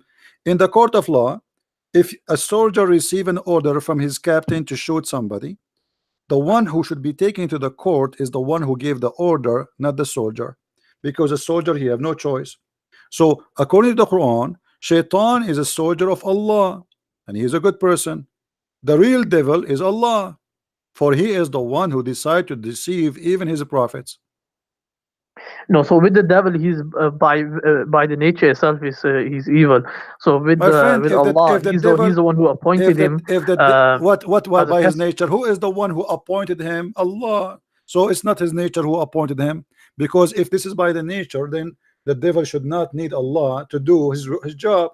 But what the verse saying, that it is us, it's our command to appoint to every prophet shayateen, not only But one. in your belief, you got the same thing. You can't be a hypocrite on this. No, we don't, my friend. Shaitan, he was created as an angel, and he refused to obey God, and willingly. Didn't your God know the future? Doesn't Did matter. you not know that that's what's there's gonna a happen? huge difference between God. He made him Shaitan to be evil. You see, I can say, okay, God created evil, but he did not create really evil by creating evil. He created angel, and that angel decided by free will to be an evil person. But here, Allah created Shaitan, and he gave him a job, and he worked for him, which means Shaitan is a good person in Islam. Let me ask you. No, Allah then said to the Shaitan, let me ask you. Do you go to heaven because of your belief and your deeds? By the mercy of Allah, ultimately is going to be by the mercy of Allah. So what do you mean by the mercy? Is that by the mercy or by the destiny? What do you mean? Okay. When Adam, he commits sin, did he commit sin, or Allah, he made him commit sin? Adam didn't commit sin. He committed a mistake. He made a mistake. Okay. Is that was a choice, or Allah, he forced him to commit sin? Yeah, that was his choice. He made a mistake by choice. By choice. Yeah. So your prophet is lying then? How? Because your prophet, he said no. Your prophet, he said that Adam and Moses, they have a debate, and Moses, he blamed Adam for his sin. So Moses, he said to him, because of you, we are out of heaven, we are miserable. So Adam, he said to him, do you blame me for a destiny created for me? Allah designate for me 40 years before my creation. Right. So what Adam was saying was that this was going to happen anyway. No. But, see, hold on. You said to me that Adam, he did it by choice. Adam saying, do you blame me? Which means you cannot blame me. Do you blame me for which Allah, for an action which Allah had written in my fate 40 years before my creation? So the decision of making sin in Islam is the decision of Allah. Allah, he made us sinners. He is the devil. So Adam saying, you cannot blame me for the sin, because the whole debate is what? You, because of you made us out of heaven. Adam said, do you blame me? Which means you cannot blame me. Allah, he wrote my sin before he created me. It's a destiny. And then your prophet, he took the side with Adam against Moses, and even he repeated the same 3 times as usual. Adam confuted Moses, Adam confuted Moses, Adam confuted Moses, which means yes, Adam sin, it's not his sin, it is the sin of Allah. Allah is the devil and Adam is a victim. So with regards to humans, we don't have absolute free will. So we have different things. So why we will go to hell? Okay, thank you. So guys, we don't have a absolute free will. We don't even any. Here we go. 40 years before his creation. We do have free will, but okay, not hold absolute. on. So we cannot blame Adam for his sin. So we blame who? No, there's no blame. It was supposed to happen like this, and okay, and it supposed to have, so why we blame me for my sin? If I know commit adultery, if I do adultery, can Allah blame me for adultery I do, or I blame Allah? Yeah, the blame was upon you because you got free will to do this. Where do you get this from? Free will? You keep repeating. Are you sure you're a Muslim? Yep. Okay, let's see what your prophet said. Your prophet said that every adulteress, Allah, he gave him he wrote for him the exact fixed portion of adultery. Read with me. Abu Hurairah reported that Allah apostle saying, verily Allah has fixed the very portion of adultery which a man will indulge, which means it's a fixed. Allah, He decide for you. Why you say to me, you blame yourself? Allah, He decide how much adultery I will do. It's not a choice. So look at this madness cult. Allah, before He created us, He decided, okay, Christian prince, he will sleep with 50 women. And then Allah said, kill a Christian prince because he sleep with 50 women. Who is the stupid here? So because Allah knows the future, so He this is not knowing the He knows future. how much He will do, so that is fixed. Read carefully. This is not knowing the future. This is a decision made by Allah about how much we will do. This is not knowing. Read carefully. Allah has fixed the very portion of adultery which a man will indulge. It's not a choice, and which he necessity must commit. Do you see it? Necessity must commit. It is not a choice. Necessity. Yeah, so because it's what do you call it? It's a must that they have to commit. It's because Allah knows the future. So this is not Allah knowing the knows what future. is fixed. It says He wrote for you a fixed portion. It is not the future, which necessity must commit. He's talking about even the future. He will commit because Allah, He wrote it for you. Okay, let me show you this. Stop playing, keep playing games. People are laughing. A child who is born as a baby, he's 1 day old. He will go to heaven or to hell? The child would go to heaven, or he will have a test. Some scholars have said that he's going to have a test on. A child, he will have a test. 1 day old, he will have a test. He's going to be. Allah will make him age forward, so he's going to have a test. That's a good one, my friend. Aisha, she said to the Prophet after attending a funeral where a child who was an infant, he died. She said to him, this child, he will be a child of paradise, bird in the paradise. And Muhammad, he says it might be the otherwise, which means he might go to hell. So why the child will go to hell? Because Allah, He wrote their destiny when they are in the backbone of their father. Read carefully. So this is a destiny. This has nothing to do with sin. Allah, He wrote his sin or his, let's say, whatever destiny he have to go to hell or to go to heaven before He created him. So it doesn't matter he is a child who commits sin or not. Read carefully. Aisha, she said, Allah Messenger, there's a happiness for this child who is a bird from paradise, for it commit no sin, nor has reached the age when one can commit sin. This is the opinion of Aisha, and I agree with her. He said, Aisha, peradventure, it might be the otherwise. Otherwise? What is the otherwise? What do you think? Yeah, so from this narration, well, I've read this before as well. So what it says basically is that the prophet is acknowledging he doesn't know what's going to happen to him. So because he's only going to say what is revelation. No. We know what will happen to him, because simply, if everyone he will pay for his sin, and this child he did no sin, so why he will pay to go to hell? Hell is for those who commit sin. So what do you mean we do not know? Allah told us. Everyone will pay for his sin, but this child, he did not commit sin, neither he reached the age of sin. So we do not know. And then he says it may be the otherwise, which means he might go to hell. But the guy is dead. He's a child. He's a baby. He's an infant. What otherwise? Read carefully. Because God created for paradise those who are fit for it, while they were yet in their father backbone, and He created for hell those who to go to hell while they're in their father backbone. So you go to hell, decision is made when you are not created yet. You commit sin or not, you are a baby 1 day old or not, it doesn't matter. That's what your prophet is saying. So it says here that the prophet said it may be otherwise. So he says it may be, so that's not certainty. So we don't know what's going to happen. No problem. It may be the otherwise, because why? Because Allah, He created you to go to hell or to heaven when you are in the backbone. By the way, the child doesn't come from the backbone. This is a mistake from Muhammad, scientific mistake. But however, He decided where you will go. Your sin have nothing to do with it. The child, he commit no sin. He's a baby. And Aisha, she confirmed that. She said, there's a happiness for this child who is a bird from paradise, for it commit no sin, nor has reached the age when can commit sin. So this is a very pure bird, little child who died. Yet Muhammad is saying, well, you are wrong, because Allah, he make a decision where people will go to hell or to heaven before even he created us, which means Islam is a stupid cult. It doesn't matter really what you do in your life. Allah, he made decision already. Do you agree? No, so it does matter, because within that, what's the creed is Allah give us okay, let me ask you. free will. Okay, let us solve this problem.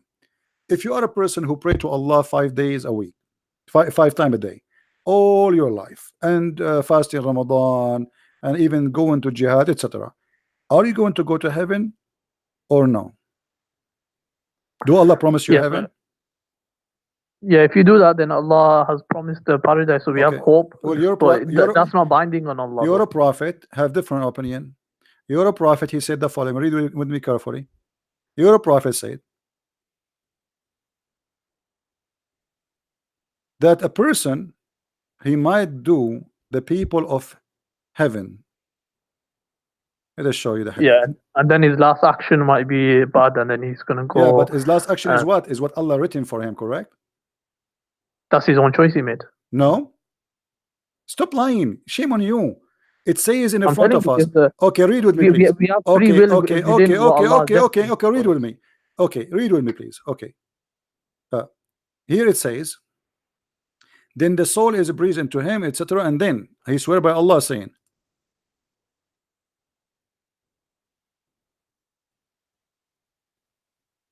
and by Allah, a person among you may do the deeds of people of fire till there is only one cubit or an arm distance between him and fire. Okay, this guy is not praying, he don't do jihad, he is a friend to the Christians, which is haram. He eat pork, he don't rape women, which is haram, not to rape women. So he don't do all the bad things which Islam, Allah told him to do, and that will go to take him to hell.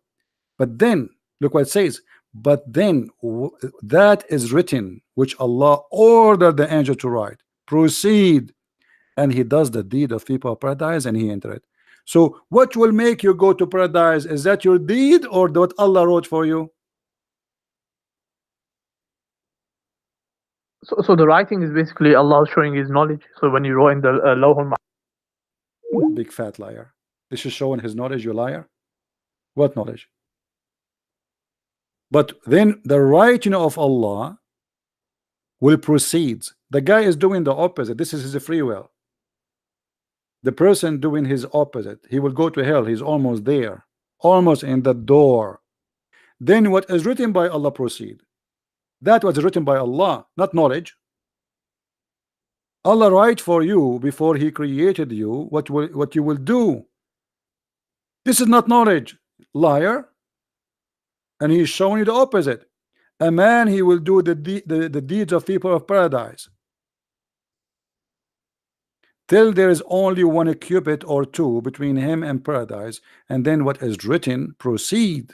What is written, this is the will of Allah, and he does the deeds of people of fire, and he enter it. So going to heaven or to hell, it is what by Allah written, and this is why Islam is the most stupid cult ever. So you convert to Islam, you don't convert to Islam, you say pray, you don't pray. It's like garbage, because at the end of the day, it's what Allah he wrote for you. He did not say what Allah knows, he said what Allah written for him. Stop, shame on you.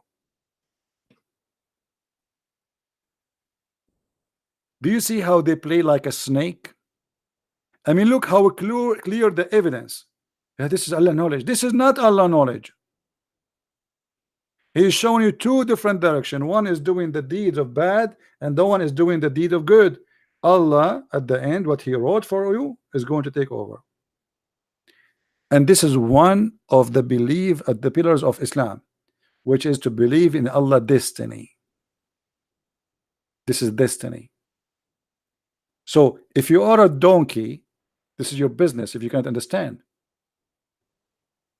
Donkey maybe don't understand, but a human just should understand. It is not your deed will take you to heaven in Islam. It is what written by Allah. This is why a child who is born a baby, who never commit a sin, still he might go to hell because it is what written for him. It's not about a sin he did.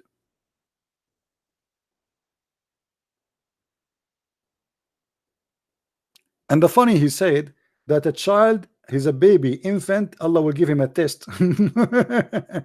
What he will give him a test? He will give him milk and wine. How you can give an infant a test? Hey infant, do you like pepperoni or the nipples of your mom? Okay, you fail. Take him to hell. He said he want the pepperoni. This is made by the Western. It's haram. This is the test for the infant. Infant.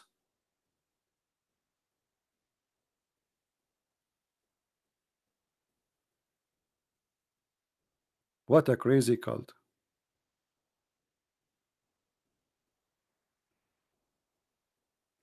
Anyway, guys, I think we have enough for today.